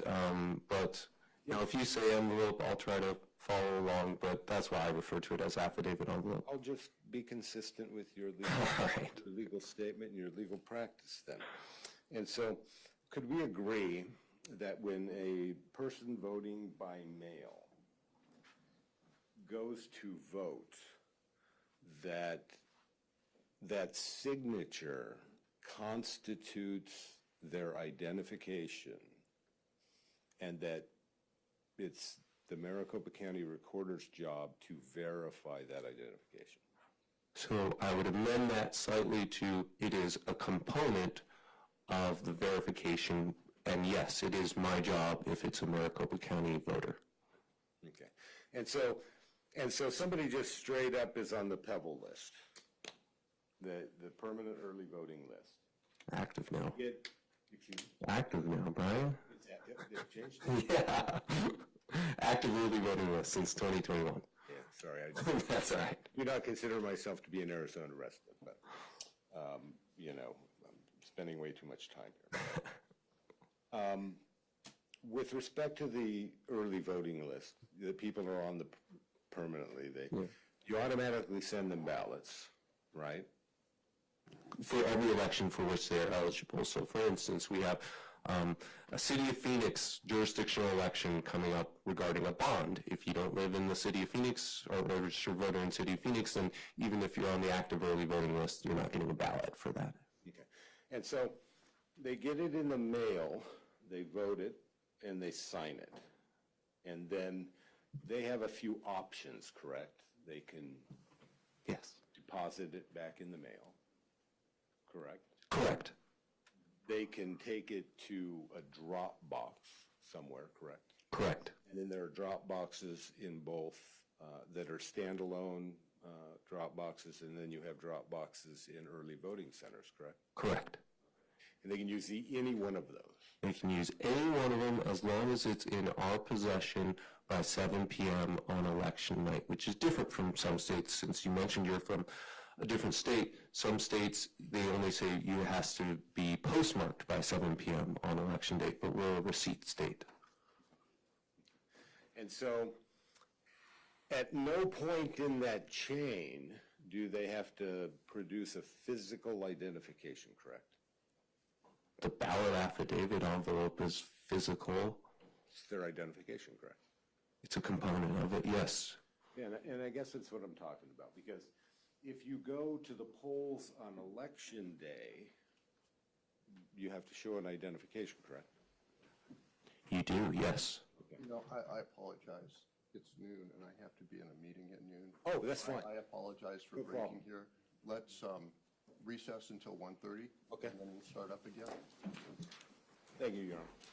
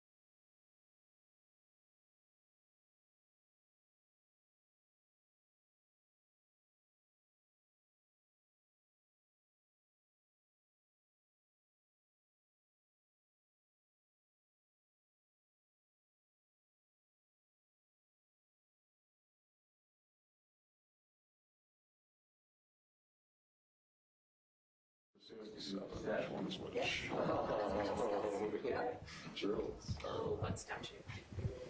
The statute that we talked about for 3 hours.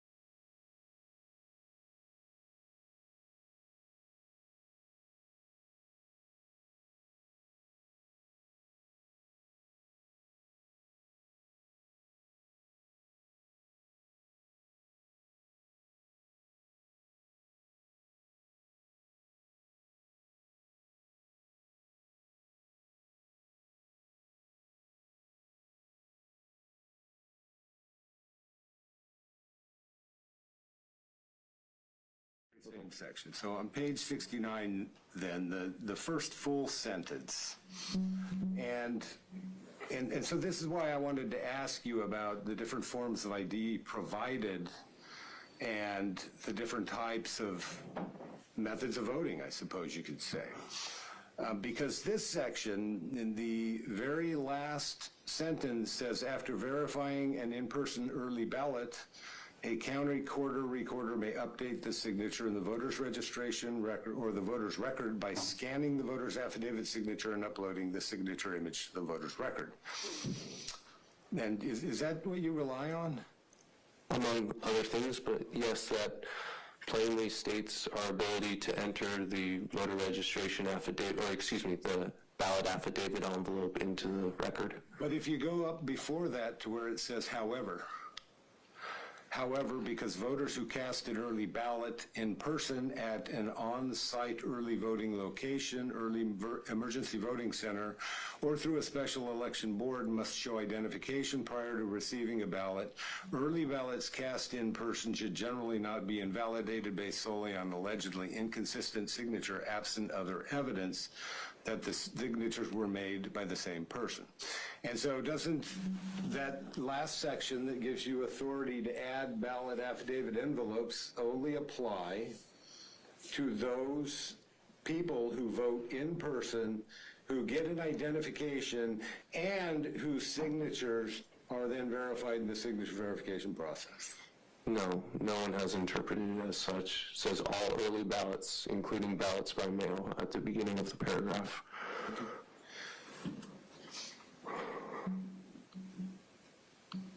That one specifically talks about all early ballots. And it ends by saying, must be signature verified by the county recorder. So that applies to all, correct? Correct, and however, And then it goes to however. as a stipulation with respect to the scrutiny given to a signature. Well, isn't it a however indicating that you have these specific class of people who are going to a voting center and voting early? They're showing their identification, and they are then having their ballot affidavit envelope signature verified, and only those are allowed to be added to the voter's registration record. I don't agree with that position. Nobody has made that argument before. The Attorney General didn't endorse that argument. The governor didn't endorse that argument. All right, very good. Do you signature verify the ballot affidavit envelopes of people who vote in voting centers? Yes. You signature verify them all? Yes. The white envelopes Yes. with actual humans? Yes. Okay. Is that testimony inconsistent with the testimony that was given at the Lake v. Hobbs trial in which? No.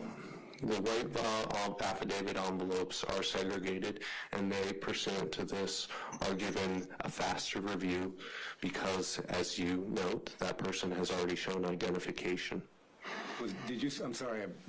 We're not, okay. Let's move on to something else. We're not testifying about we're not taking evidence on the signature verification process. It's a public records case. Understood, Your Honor.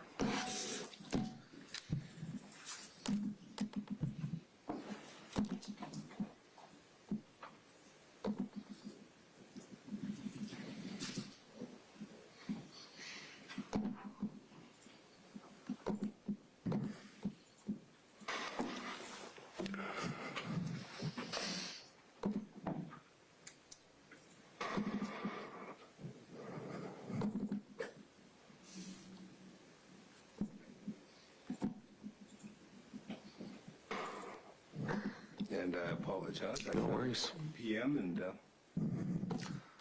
lost my other thing. Probably used to a whole bunch of monitors.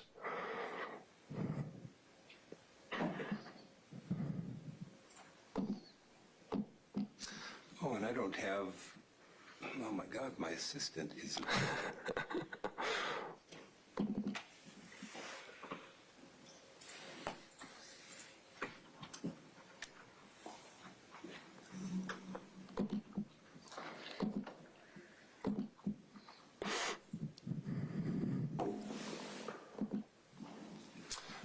right, so I'll continue to ask questions while I look for this, but you gave some testimony about threats. Do you recall that?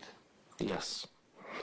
Okay, do you have any knowledge of information if my client is engaged in that? I'm sorry, I don't follow the question. Well, my client that's threatening people in your... Oh, no, I don't believe Ms. Lake and I have ever communicated directly. And, what about the witnesses we had set to testify? Were you saying that any of them had made threats to you? I think what Mr. LaRue was asking me about was the global nature of threats and if any specific threats had been made towards me or towards other people who have worked in elections, whether my colleagues or my staff or elections officials throughout the country. I didn't understand him to suggest that those threats were being specifically made by people who are here today. Okay. Now, I just want to make that clear because when you're just talking about general threats and the issue is whether or not evidence should be given to a certain party, then do you understand what I'm saying? I don't think anyone in this courtroom has threatened to kill me, no. Do you have any information or knowledge as to whether or not, people on the, I guess it could break down two ways, and maybe this is a good place to talk about it, but you said, I believe, when you testified earlier, I can't remember what word you used. There's a watershed moment type of term, 2020. Inflection point, probably mentioned, yeah. That was the correct term. Thank you very much. But you referred to 2020 as an inflection point, and there are two sides, are there not, to the issue? I'm sorry, I don't know, whether or not that was an inflection point? Well, the inflection point relates specifically to elections, does it not? It relates with respect to the crescendo of threats that are made to election officials. What are they made for? Are they made for election-related reasons? Yes. Are they made by people, on one side who believe the election should have gone this way, on the other side they believe it should have gone this way? I suppose it differs for every individual, but for the sentencing that was recently in front of Judge Lanza of the United States District Court for the District of Arizona, the individual, Mr. Rissi, said he was hearing news reports from family members that he had in Arizona that were alleging certain things, and he was seeing online on social media people allege certain things, and those things made him very angry to the point that he told Supervisor Hickman that he wanted to lynch him. Okay. And so he's seeing stuff online about elections.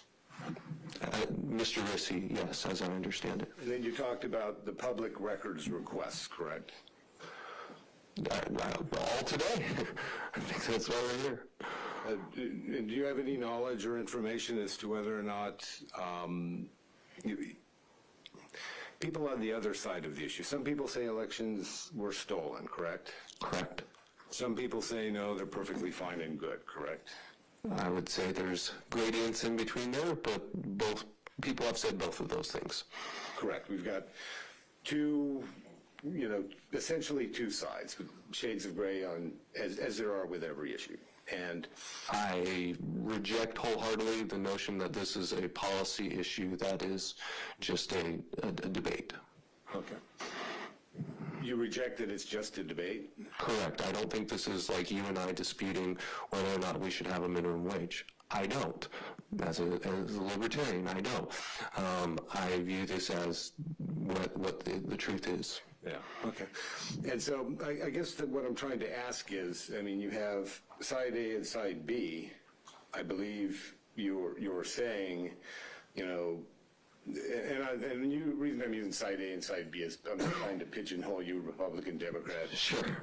or one of the gradients in the middle, because we know there are gradients in the middle.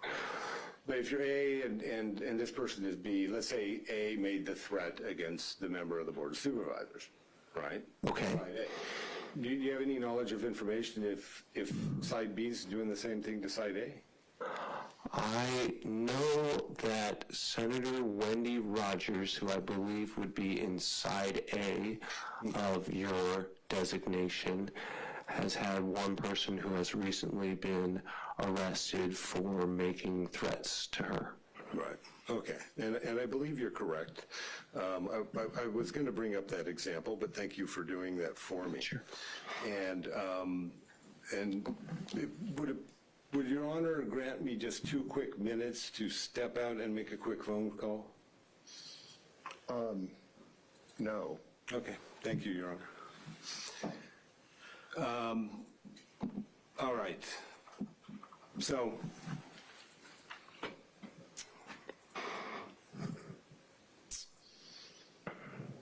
nobody in this room you're aware of has ever made threats to you? I don't know all the people in this room, but to my knowledge, no. To your staff or anybody at the elections? You're broadening the net quite a bit now, and I can't speak with certainty on that. All right, okay. And so, do you know if anybody with the organization We the People that Shelby Bush is a member of have directed threats at you or your staff? I know that Ms. Bush has an affiliation with We the People. I don't know who the other members of We the People are. Oh, okay. But you do know she's affiliated? Yes, she... Did she found it? Well, I believe so, yes. Okay. Strongly affiliated then. Very strongly affiliated, yes. But with respect to what's taking place, including the PRRs, Ms. Bush does a few PRRs, and We the People does a few PRRs to the Recorder's Office, correct? She is a regular customer, and we've fulfilled many of her public records requests. And so, are they doing anything that appears extrajudicial or extra legal to you, other than working within the system to Objection, Your Honor. try to make elections better? Basis. It's vague. If counsel could restate that. He said, are they doing anything that's extrajudicial? I'm not sure what he's asking.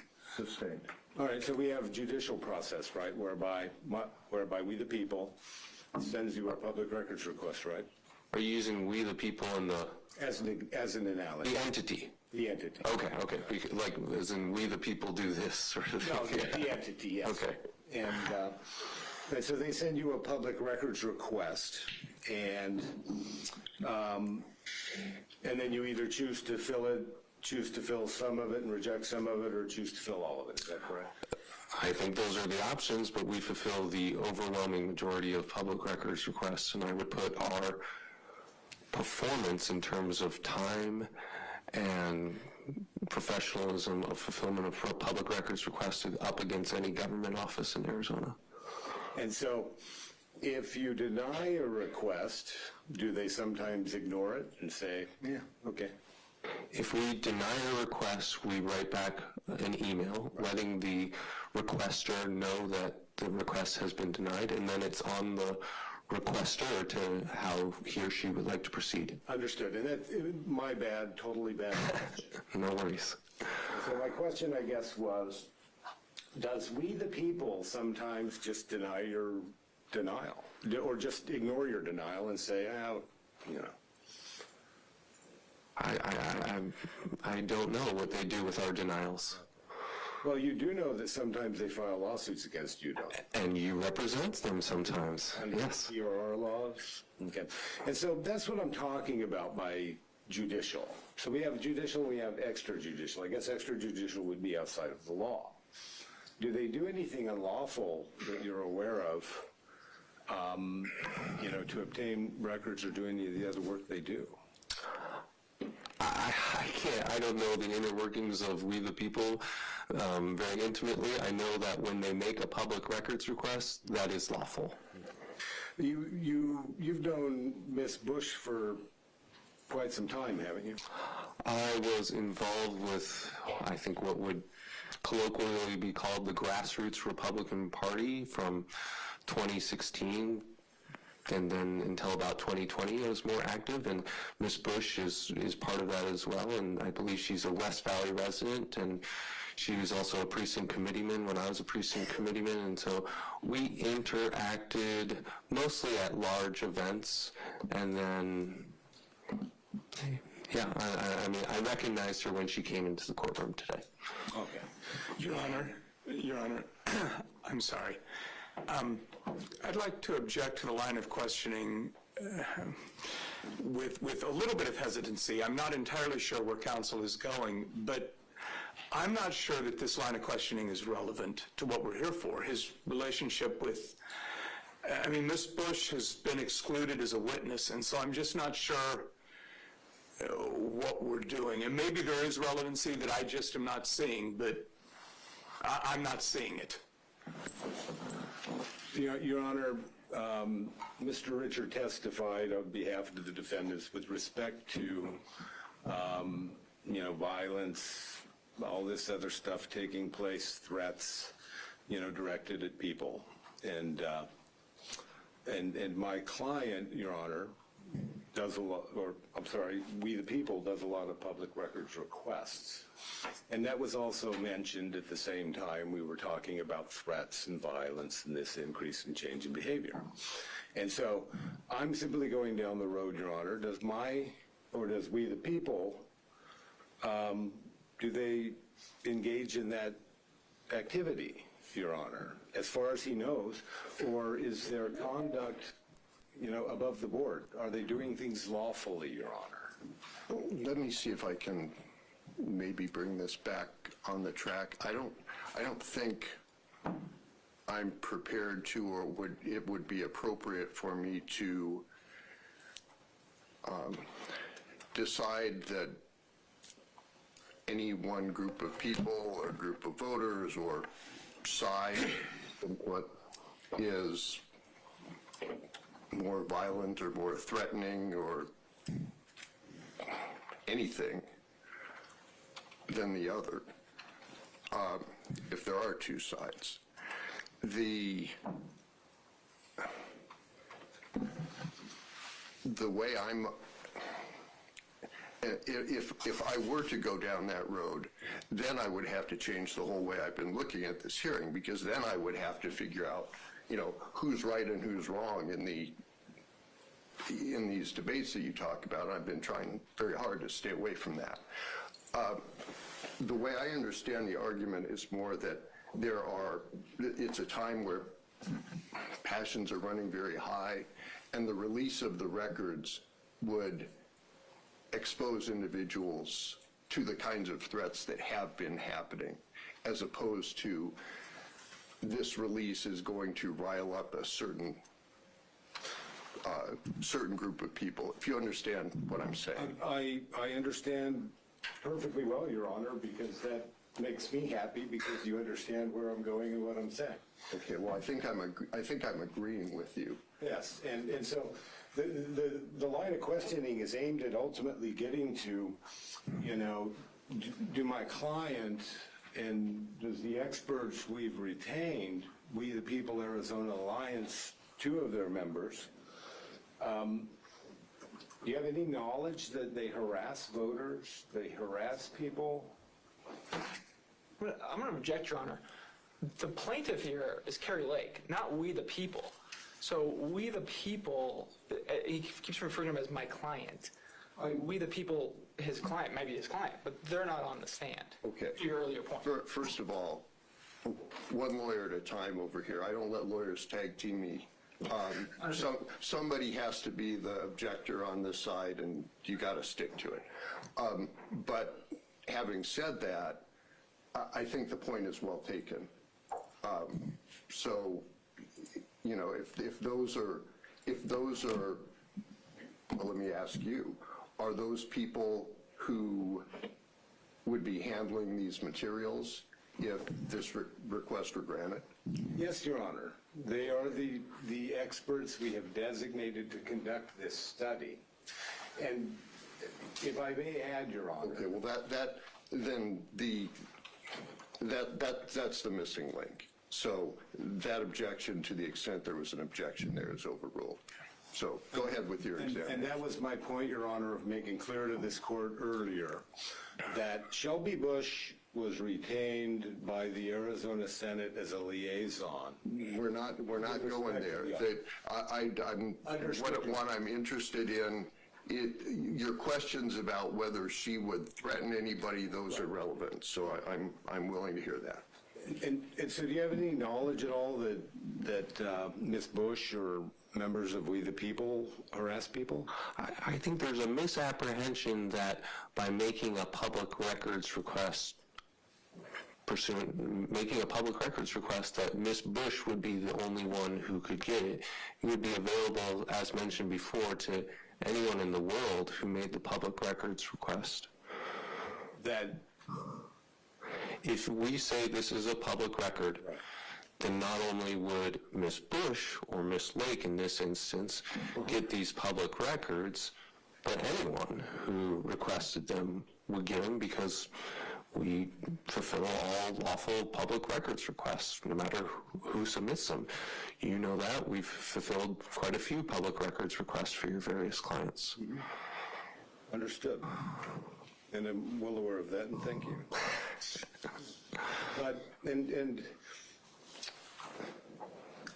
I guess, Your Honor, that's sort of what gets back to the issue this morning where I, tried to make the legal argument that, the best interest of the state standard is something that's got to sort of take into account the equities. And I guess, Your Honor, We do not ask, no, I for what purpose are you going to use this, or how badly do you want it? No, I understand, and I full well understand that that's what our courts are for. And so, your concern is that if you fill this request for my client, you'll have to fill it for everybody, is that correct? Correct. Can you tell me what the VM34 is? The VM34 is a cast vote record file that the elections department produces report after the board has tabulated the votes, I believe. Okay. Can you tell me what information the VM34 contains? The VM34 file, I believe, is the one that says who has participated in the election to date. Okay. And that contains the voter's identification number, correct? I did not review the VM34 file prior to this. You don't? Okay, so you just don't know off the top of your head. Would you believe me if I told you it contains the voter's voter registration number, their name, their address, does not contain their signatures, does not contain their email address and that stuff? Sounds right. Do you know if anybody in the world can just public records request a VM34? Containing the name, the address, and if the person has voted, yes. You guys know more than I do. What's a voter ID number? It's a specific identification for that voter. So in a file, the voter wouldn't necessarily be named by his name, but by his identification number. So we assign every single voter an ID number. Does that have anything to do with the codes that are on the early ballot envelopes?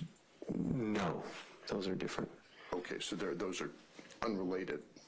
Correct. The voter ID number would be what you get when you originally registered to vote, and you get it on your voter registration card. Okay. Okay. All right, go ahead. And so the VM34 contains the exact same information contained in that barcode on the voter's affidavit envelope, isn't that correct? I don't see what you're getting at here. I apologize.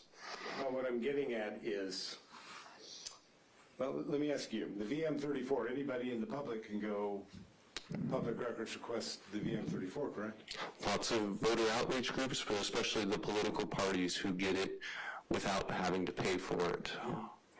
But as a private citizen, Yes. because I've already told you I'm not affiliated with the public party, I could go down to the recorder's office, draft up a little public records request asking for a copy of the VM34 for the 2022 general election, correct? I think you have to pay for this one, but Right.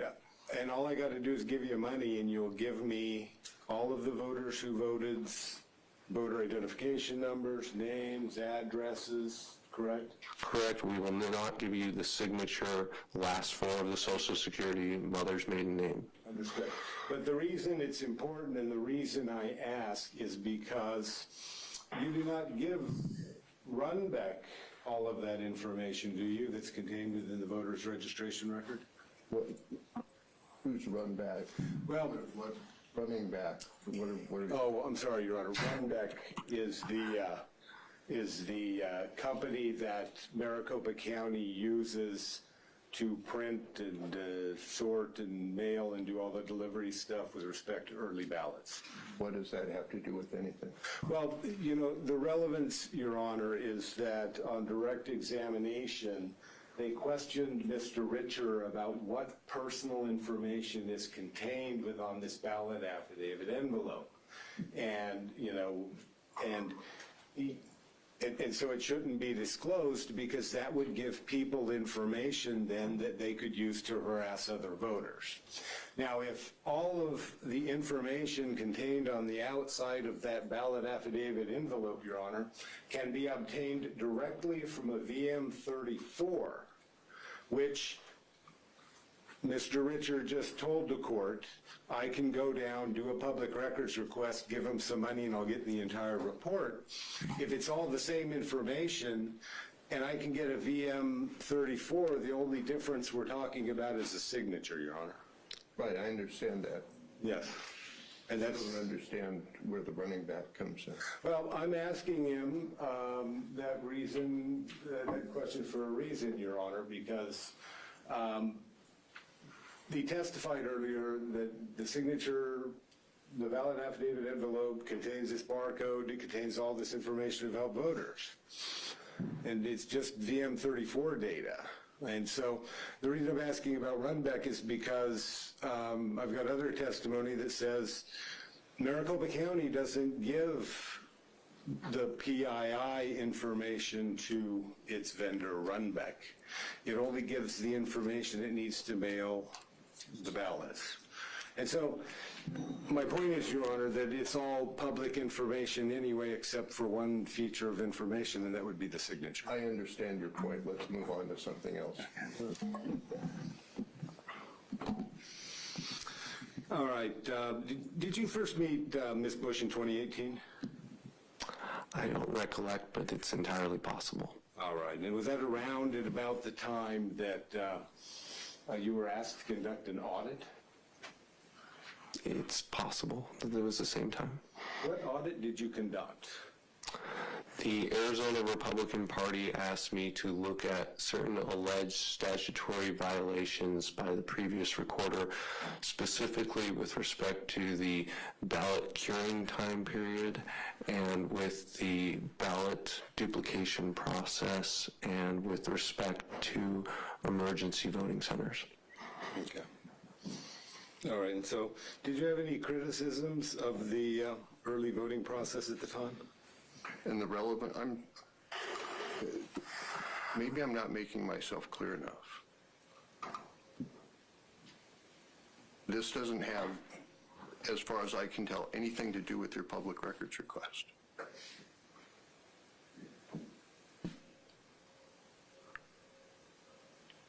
All right, Your Honor. Understood. My apologies.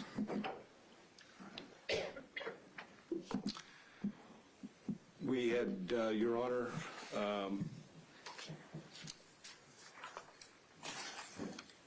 discussed earlier before we started with Mr. Richer whether or not I would be able to use actual signatures and asked Mr.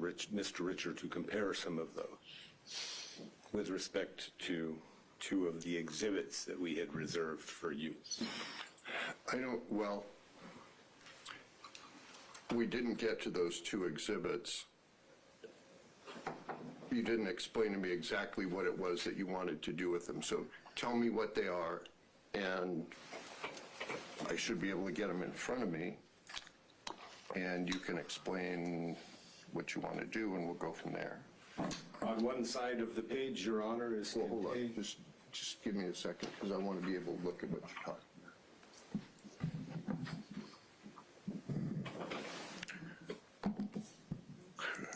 So it's 20 and 21, 21 and 22? 21 and 22, Your Honor. Okay, are they just two examples? And realistically, I probably could only use Exhibit 21 because it was so voluminous, I had to divide it into two. Okay, so tell me what this is and tell me what it shows. I believe on the left side of the page, Your Honor, what it shows is a voter affidavit envelope signature. On the right side of the page, it shows exemplars contained within the voter's registration record. Okay, And, this, again, gets to why we want access to the records. And so,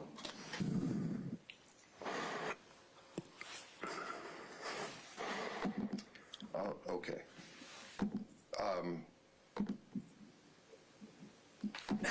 So, Your Honor, counsel just said that this gets to why we want access to the records. And that issue is not relevant. They get the records if they're public records and there isn't lawful justification for the recorder to withhold them. And why they want access to the records has no relevancy whatsoever. That objection is sustained. My ruling from this morning stands. So the Exhibit 21 and Exhibit 22, assuming it's similar, will not be admitted. thank you, Your Honor.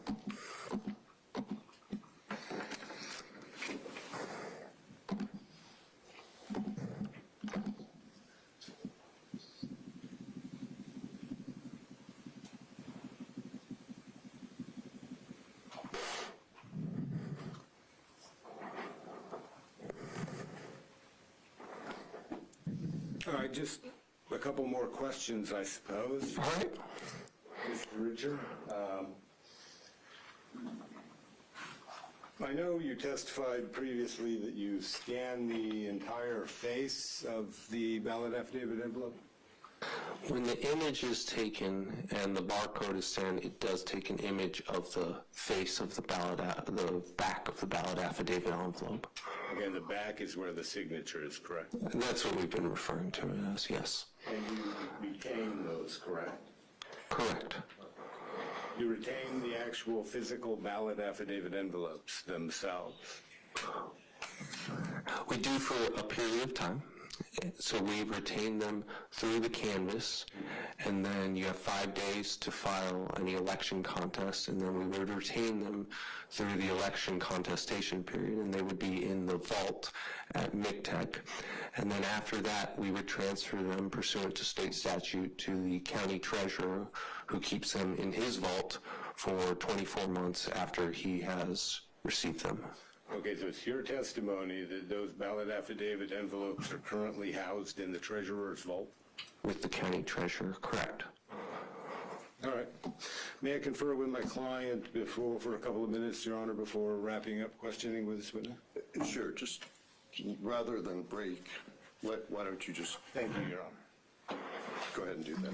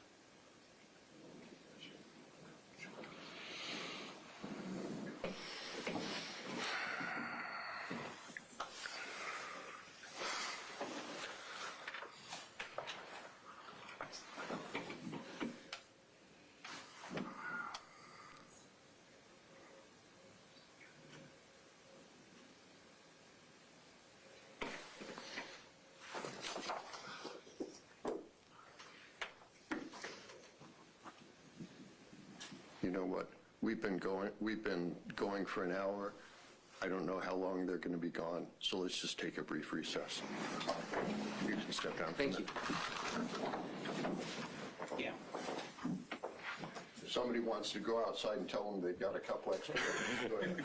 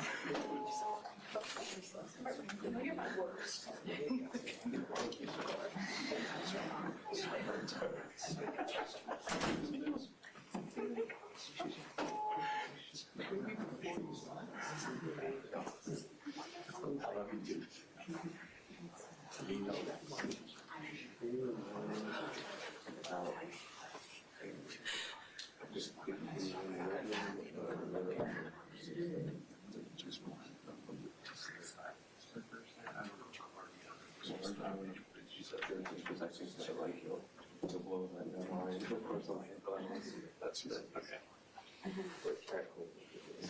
Thank you.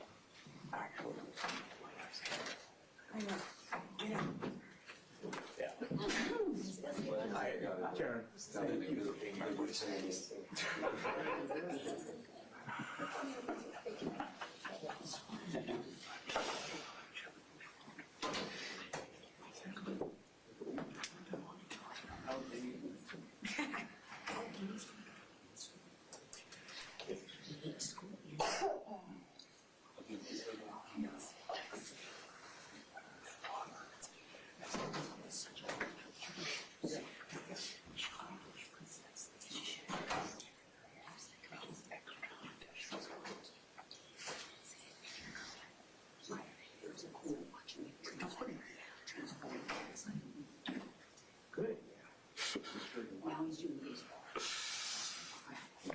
Hey, Dee, it's Craig. How are you?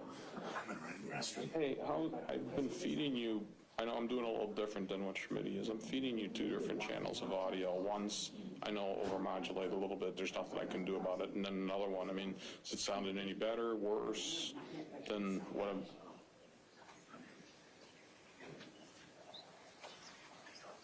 Okay, all right. I just want to make sure. Yeah, there's not much I can do on, it's the way the feed's coming in from the court. I have no control over that. So, okay. Okay, yeah, it's my lav up there. Did all other stations aware of it?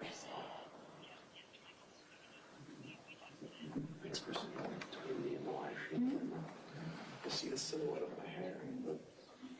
Okay.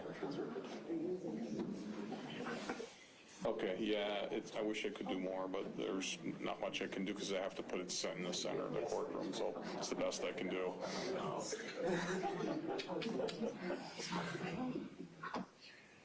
Okay, cool. Nobody else is complaining about shot selection or anything, just make it.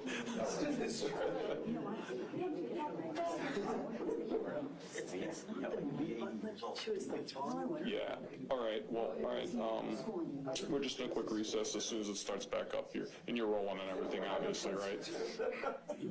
Good. Okay, awesome, all right, thanks to you, appreciate it. Yep, bye-bye.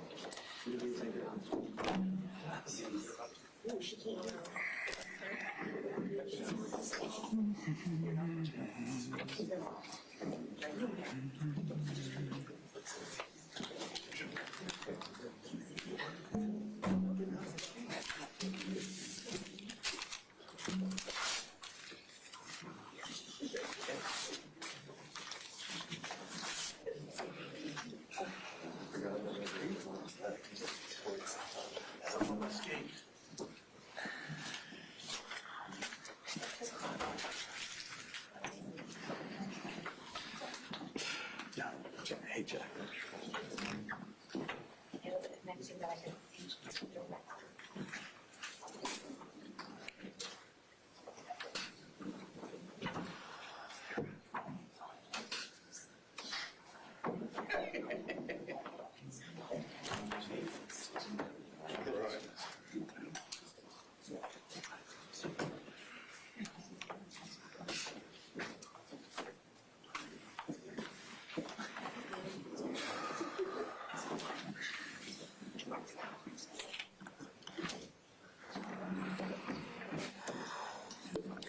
My question is, how do they know that? What's that?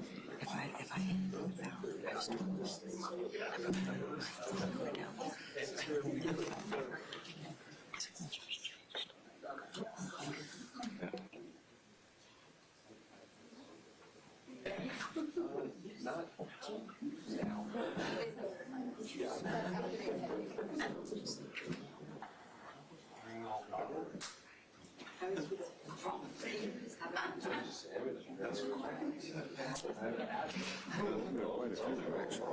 Signatures changed. It is off brand. It's thrown out there. It's Walgreens. It's Target. Oh, I know. That is my, everyone, everyone has to my opinion is like, absolutely, will not buy comparisons. Will to add really, never.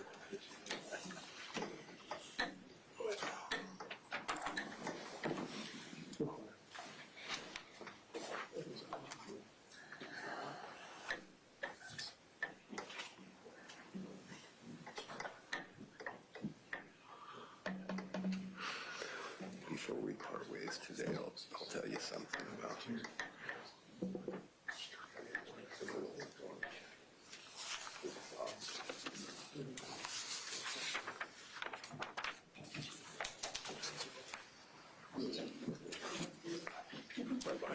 I stayed at the Marriott last night.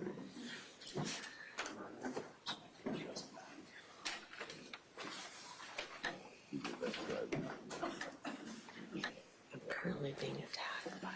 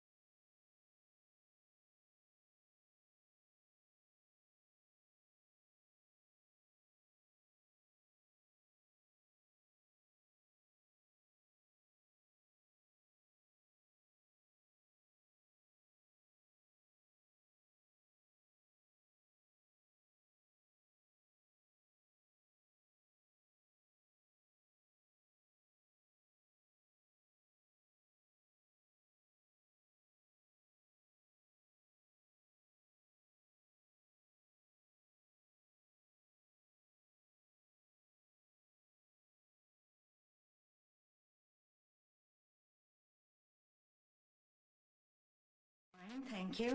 Great. Can you please state your full name again for the record? Yes, Catherine Sigmund. Thank you. Ms. Sigmund, did you vote in the 2020 general election? Yes, I did. And did you also vote in the 2022 general election? Yes. Okay. And what method did you use to vote each time? I used vote by mail. And did you experience a situation where people came to your home and asked you questions about your ballot and your voting history? Yes, I did. When did this occur? It occurred in August 2021. Could you describe that experience?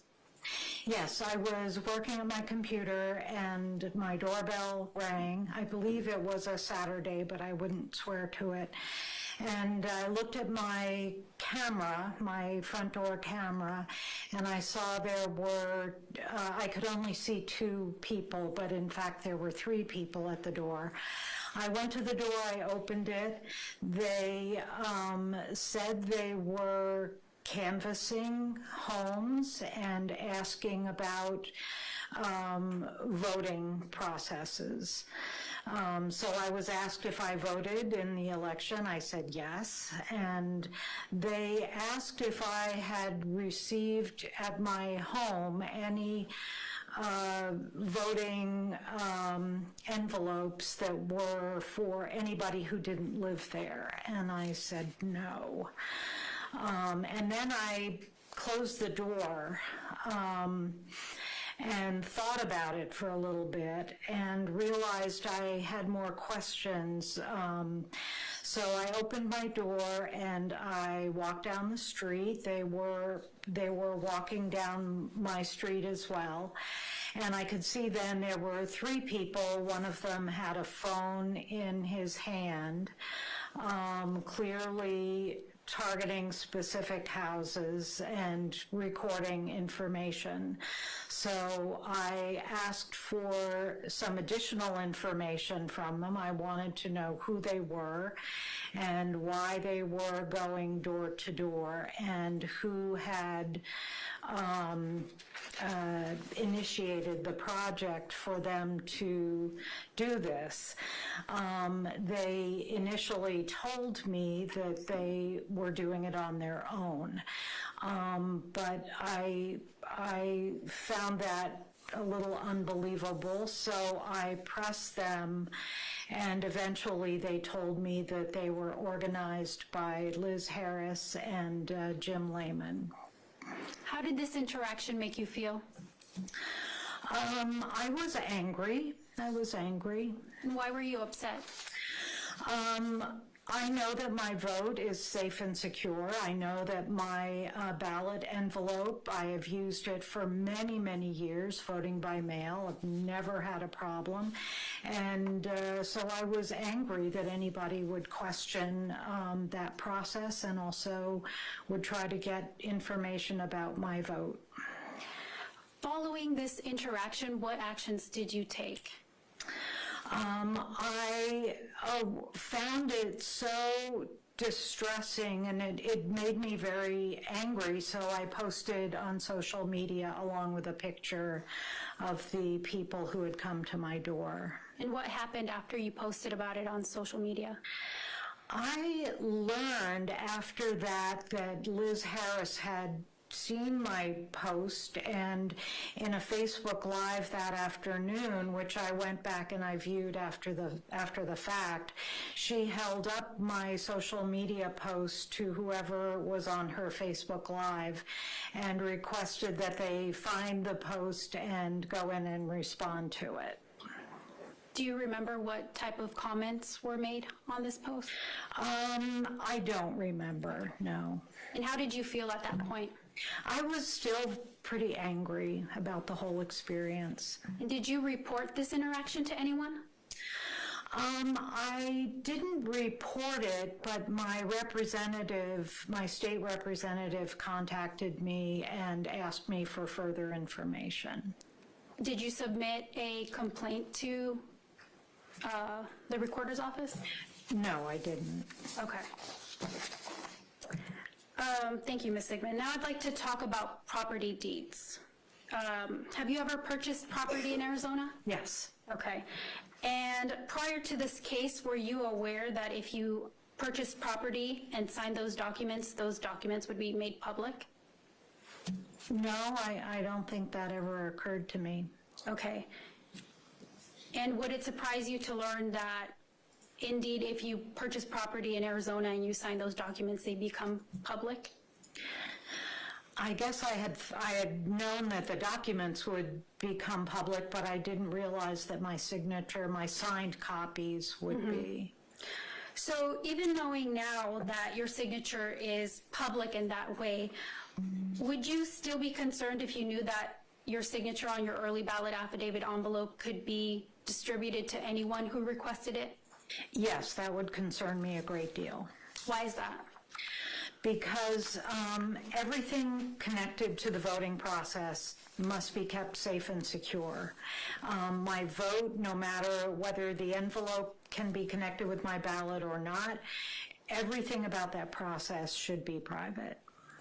Okay, no further questions, Your Honor. Okay, I just have one before Mr. Flynn asks you questions. Were any of the responses that you got on your to your Facebook post, were any of them threatening? I don't recall any that were specifically threatening, no, but I was very glad that my home address was not revealed. Okay, thank you. All right. I'm glad to hear your home address was not revealed as well. It's clear they had that information, isn't it? Yes. And so that, would you agree it was respectful of them not to do that to you? I'm glad they didn't. All right, and so if I understood you right, 3 individuals came to your home, knocked on your door, and you talked to them, that you asked a few questions for them. And was there any hostility? Was there any anger, violence, yelling, screaming? No. Was it a fairly respectful conversation? Yes. Do you know what canvassing is? Yes.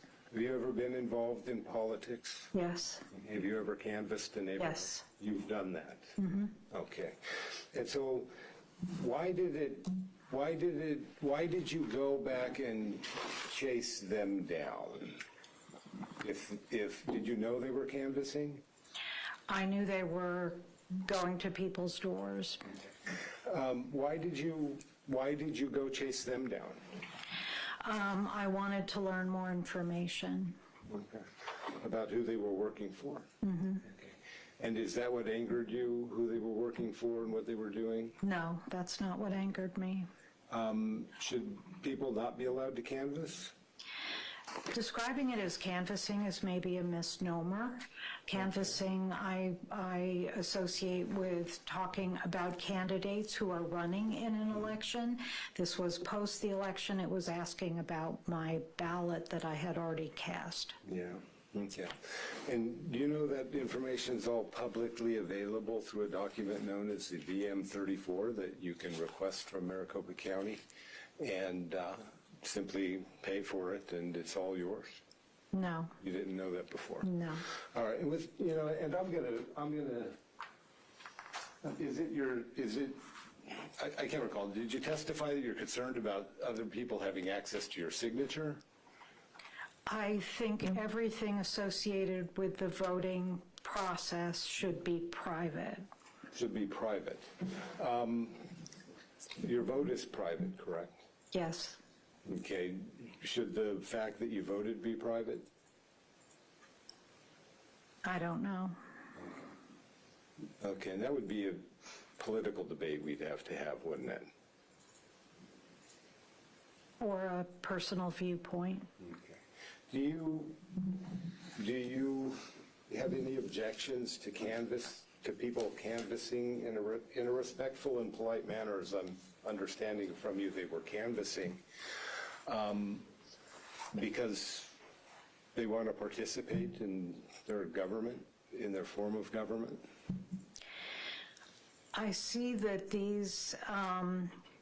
This was checking on a ballot that I had already cast, and I do not believe that that is helpful. Okay, okay. And did it have anything to do with the fact that you were an early voter, that you believe that's not helpful? No. And so if someone, instead of, I guess, canvassing for a group, would you find it as offensive to get a poll from the Wall Street Journal asking you whether you voted? No, but this was not just whether I had voted. It was asking about the materials that had come to my house. Right. Did they ask you if you'd received more than one ballot at your home? Yes. Okay.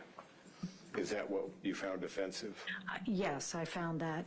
It made me angry that somebody would be asking me about my vote, Right. my voting process, and my voting envelope. Huh. But you didn't get angry until they asked you if you had received more than one ballot at your home, is that correct? I believe that was the first thing they asked. Yeah, okay. And you ever heard of an organization called We the People Arizona Alliance? No. No. So you have no knowledge or information if they were involved in this interaction? I have no idea. What about, the social media post? What did it say? I just said some people came to my door and asked me about my ballot. I honestly don't remember exactly what I wrote, but I speculated that it was connected in some way to the audit that was going on. Okay, and you didn't agree with the audit? I don't know. Yeah. Okay, you don't care one way or the other about the audit?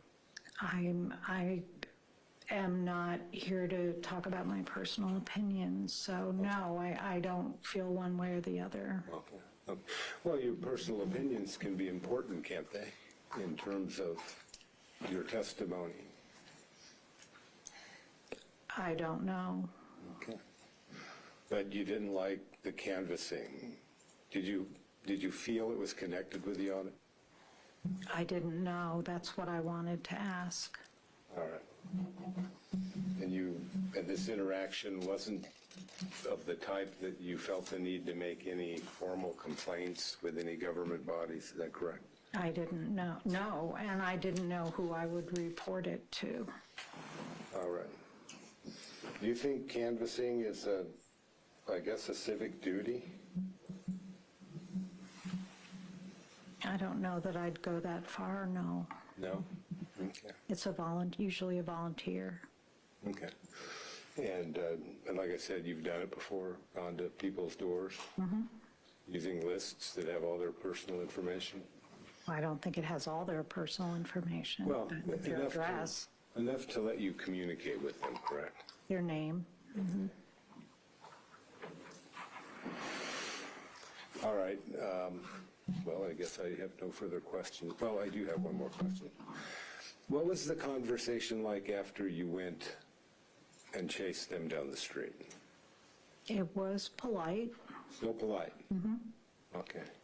And did you talk politics or? No. No? Okay. All right. Well, I'm at least happy to hear that it was a positive, maybe not a positive interaction, but it was a polite interaction. Thank you. No redirect, Your Honor. All right. Thank you very much for being here today, ma'am. You may step down. Thank you. You can be excused or stay whatever you like.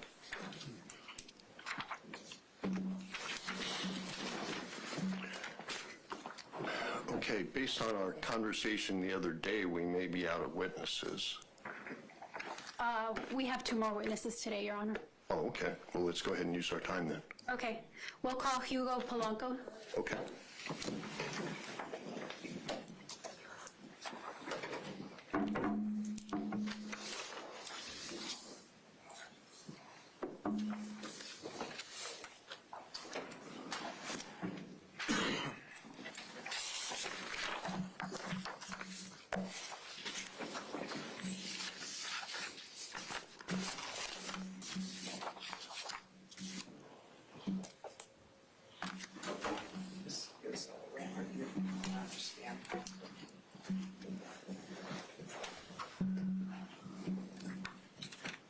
afternoon. Just come on up the runway. This will be your seat. Before you sit down, let's get you sworn in. Please state and spell your first and last name. Francisco Polanco, Francisco. Last name is P as in Peter, Olanco. Thank you. Please raise your right hand. You do solemnly swear the testimony you're about to give will be the truth, the whole truth, and nothing but the truth, so help you God.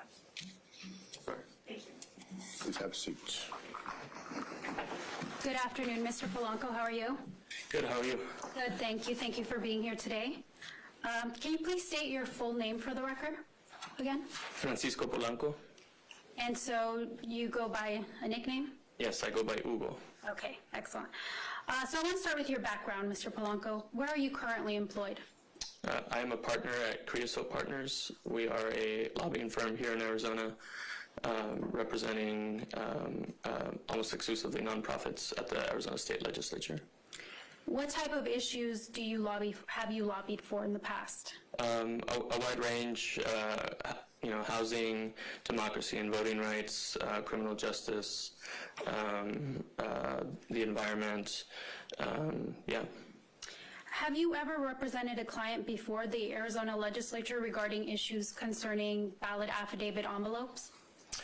Yes, this past legislative session, we represented the Arizona Coalition to End Sexual and Domestic Violence, who opposed a bill that would have made ballot images public. And what was their reasoning for opposing? They had concerns around safety for sexual and domestic victims, the ability for them to, their information being exposed and their attackers being able to access that information. They feared for their safety. Hang on a second. And, Yes. I'm just going to object to the line of questioning. I'm not sure what legislation making ballot images public has to do with ballot affidavit envelopes. And so. Well, I think the point was what his client thought about it. I'm not too sure, though, that really is, that's really him repeating somebody else's opinion. So let's move on from that. Okay. Has your business ever experienced harassment as a result of your lobbying work, which includes voting rights? Our business has received harassment.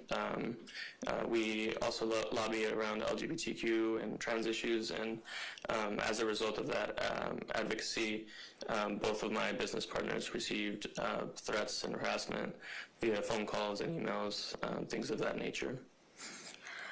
When did this occur, if you can think of specifically when it started? It was this year when it started, during the legislative session. As a result, we had to, we're a small business, and originally we had my business partner Marilyn's phone number listed publicly as our line, and then we had the home address of Gael, my other business partner. We had her address listed as her business address. They began to fear for their safety, and so as a result, we took the steps as a company to change our business address to a co-working space that we had to sign up for and pay for, and then we signed up for a Google Voice number for our publicly listed phone number. And during this time, did you also start to feel concerned for your safety? I thought that I could become a target as well. I was not at the forefront of these particular issues and bills, but I am at the forefront of other issues and in the public eye. So I did begin to think that it could spill over to me as well. Yeah. Okay. Now I want to discuss your experience as a voter. Did you vote in the 2020 general election? I did. And what method did you use to vote? By mailed-in ballot. Okay. So thank you, Mr. Polanco. I want to actually start to discuss something completely different. I want to talk about property deeds. Are you aware that if you purchase property in Arizona and you sign your deed, that signature then becomes public? Yes. Okay. And have you ever signed a property deed? No. Have you ever sold property in Arizona? No. Okay. Is keeping your signature confidential important to you? It is. And why is that? I have concerns around identity theft. I know through my work that identity theft is a big issue, and a decade ago, Maricopa County was the leading nation for identity theft. And so, yeah, it is. Identity theft is a concern of mine personally. Okay. And just to clarify, did you vote in the 2022 general election? Yes. And was it also by mail? Yes. Okay, great. All right. No further questions, Your Honor. Okay. Was there any, you said that your firm also represents clients around LGBTQ rights, and that you associated some of the harassment with that. Can you separate it out? And were there any events that you attribute specifically to the election representation or democracy issues representation as opposed to the other representation? I'm not sure what you're asking. Why were they hassling you? Because of our advocacy on behalf of our clients around the LGBTQ trans issues. Do you think that was the main cause as opposed to the election stuff? Yes. Okay. Okay.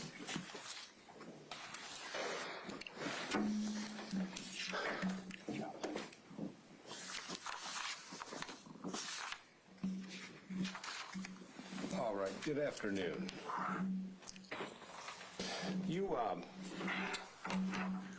Are you, I guess I'm trying to find the name now.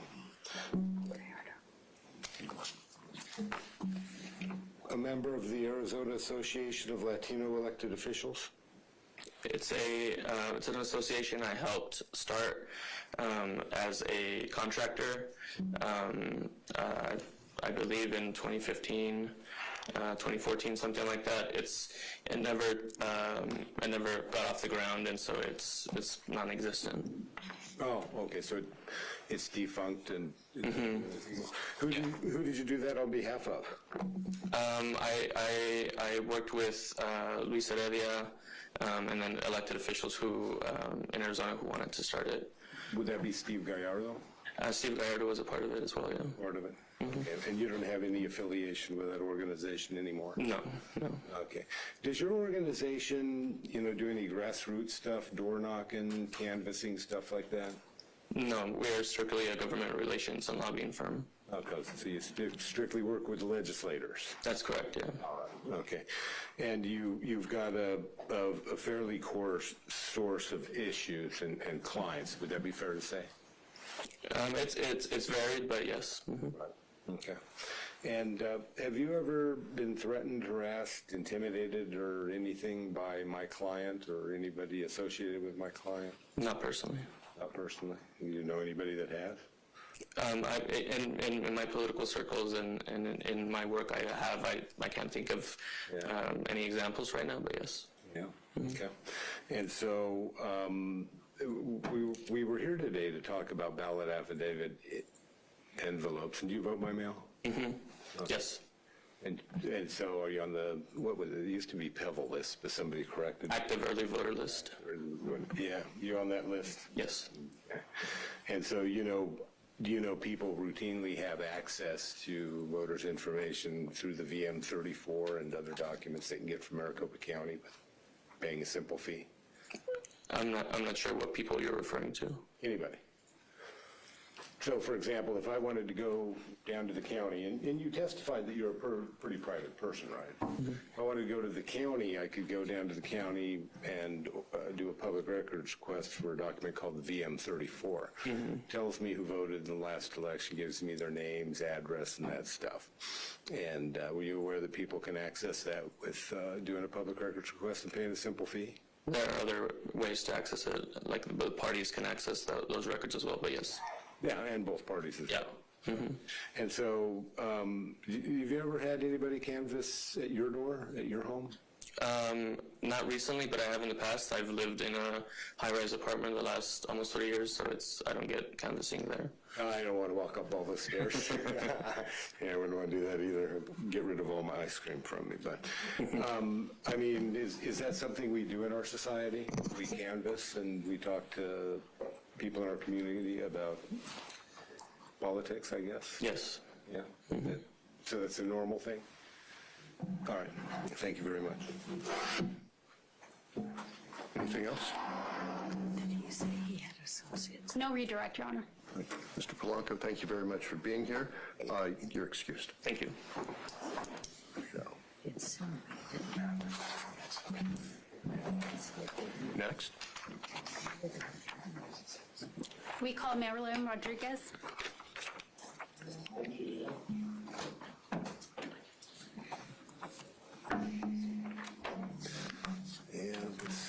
used to be strong, then he insinuated that.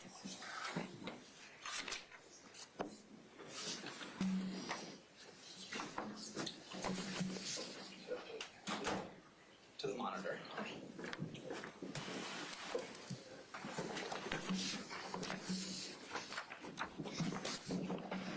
Come on over here, and before you sit down, we'll get you sworn in. Please state and spell your first and last name. Marilyn Rodriguez, M-A-R-I-L-Y-N, R-O-D-R-I-G-U-E-Z. Thank you. Please raise your right hand. You do solemnly swear that testimony you're about to give will be the truth, the whole truth, and nothing but the truth, so help you God. I do. Thank you. Please have a seat. Good afternoon.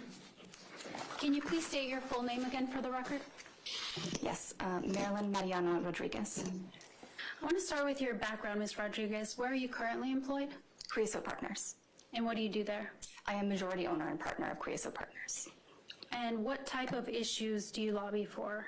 Progressive and public interest issues. Okay. And have you ever represented a client before the Arizona legislature regarding issues concerning ballot affidavit envelopes? Several, yes. Would you like me to list them? Sure. Yes, okay. So the Arizona Coalition to End Sexual and Domestic Violence, the ACLU, Lucha, Chispa are the first that come to mind. There might be several more, but that's what I can recall at this time. Okay. And in your general experience as a lobbyist, what are some reasons why it's not a good idea to release a voter's private information that appears on the ballot affidavit envelope? Yes, as I've stated to lawmakers in our advocacy on this issue, specifically on behalf of the Arizona Coalition to End Sexual and Domestic Violence, which represents several domestic violence and sexual assault centers in the state, the coercive control and privacy for survivors is critical. So they were very opposed to that, as well as several other clients noting the fear of the end of the secret ballot and the legitimacy of this as a measure that would do anything other than just gum up the process for elections workers and make it harder to do their job.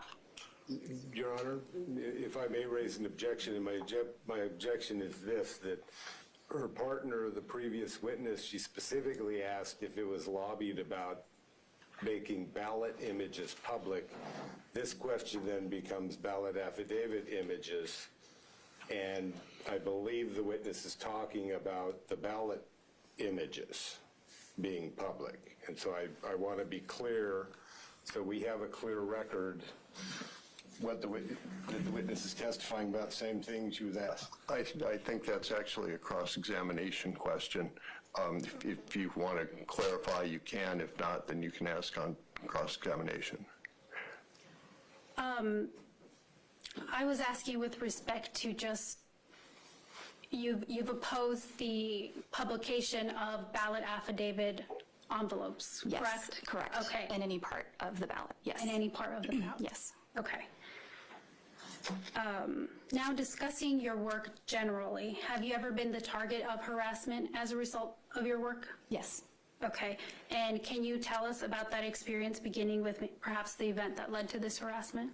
Yes, I cannot remember the exact date, but it was a Senate Judiciary hearing. I was actually testifying on behalf of my client Aces DV on an issue related to domestic violence sentencing and pregnant persons. The chairman, Senator Anthony Kern, held me at the stand for several minutes,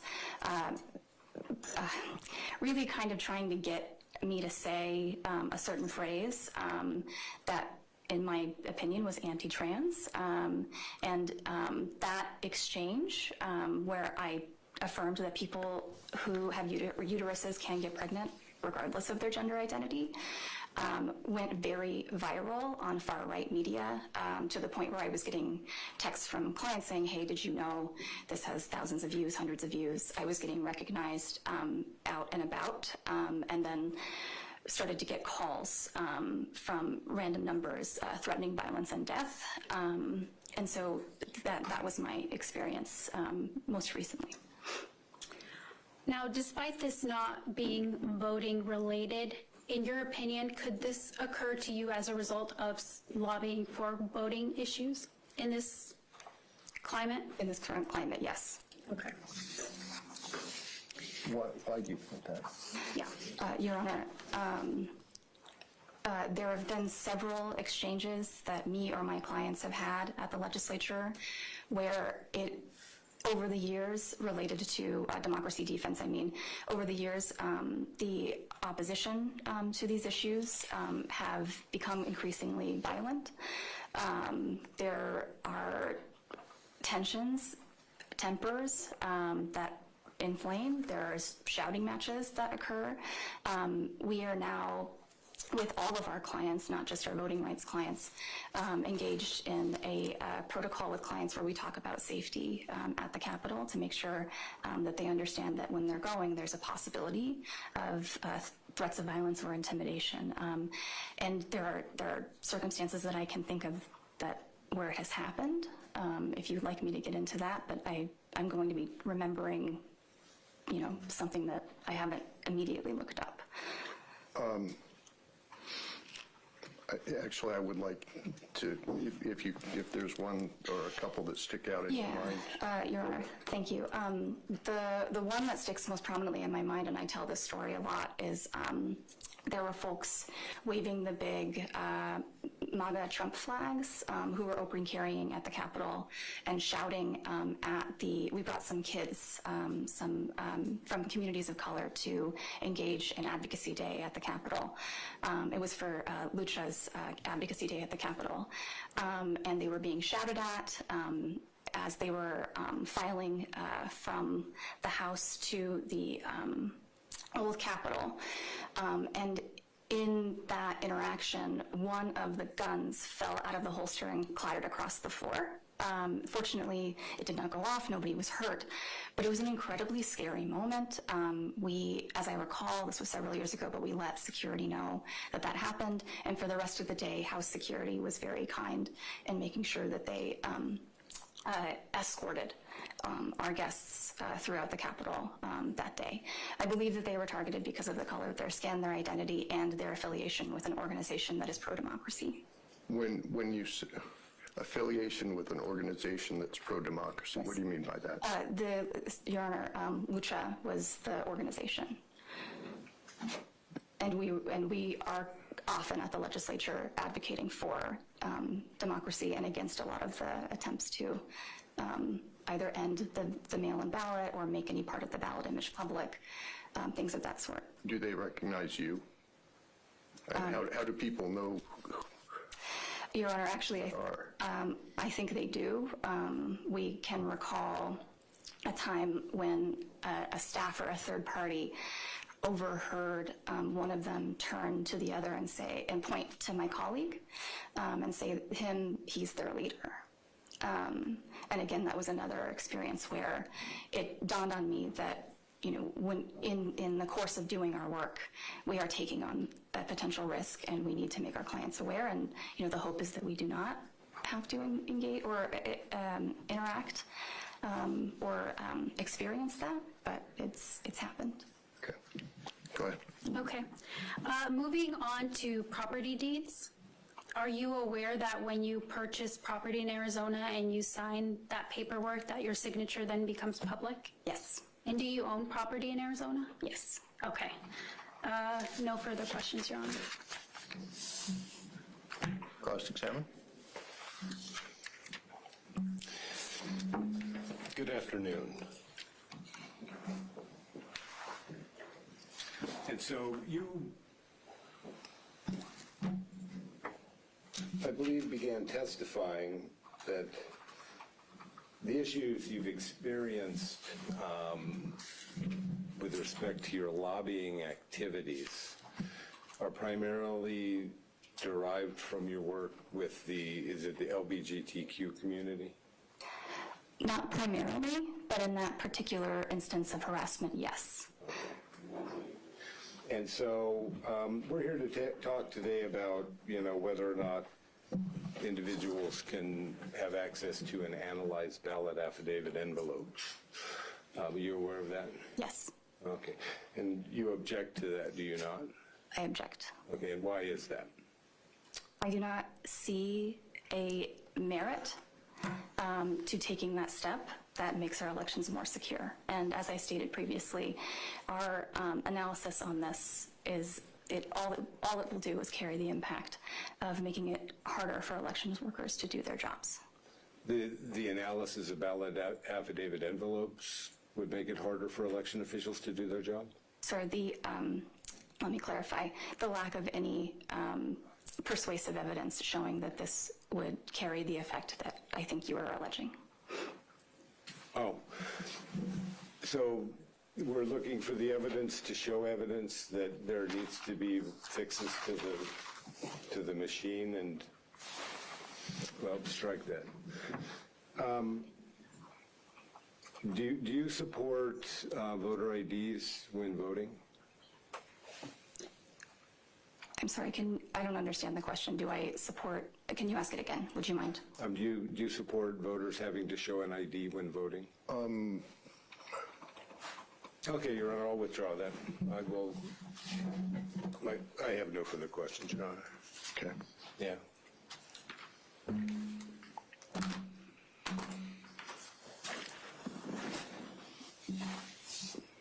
Are you concerned in part that if the images of the ballot affidavit envelopes become public records, that some people will use this information to then fan the flames of misinformation? This is leading the witness, Your Honor. Well, that was a leading question. A massively leading question. The leading objection is sustained. Okay. What are some of your concerns as to why the ballot affidavit envelopes should not be made public? Everything I'm about to say, I've said to policymakers, again, in opposition to making any part of the ballot image public. And that includes the end of the secret ballot, the concept of coercive control, where if folks aren't familiar, there can be a person in a situation of intimate partner violence where they are instructed to write certain characters or in a certain manner so that later they can check to see if they were obedient in that, as well as personally identifying information being made available that people do not want made available. Those are some of many, that are primary concerns. Thank you, Ms. Rodriguez. No further questions. All right. Thank you very much for being here today. Thank you, Your Honor. You can be excused. Thank you.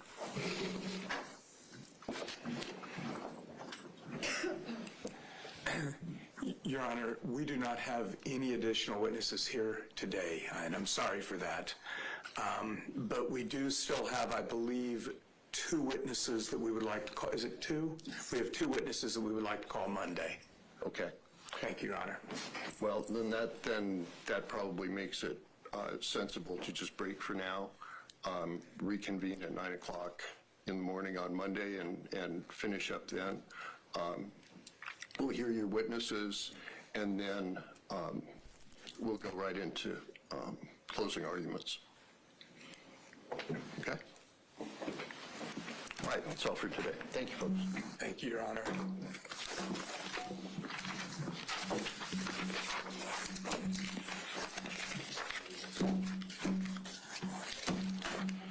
Put a beeline out, and I'll call you.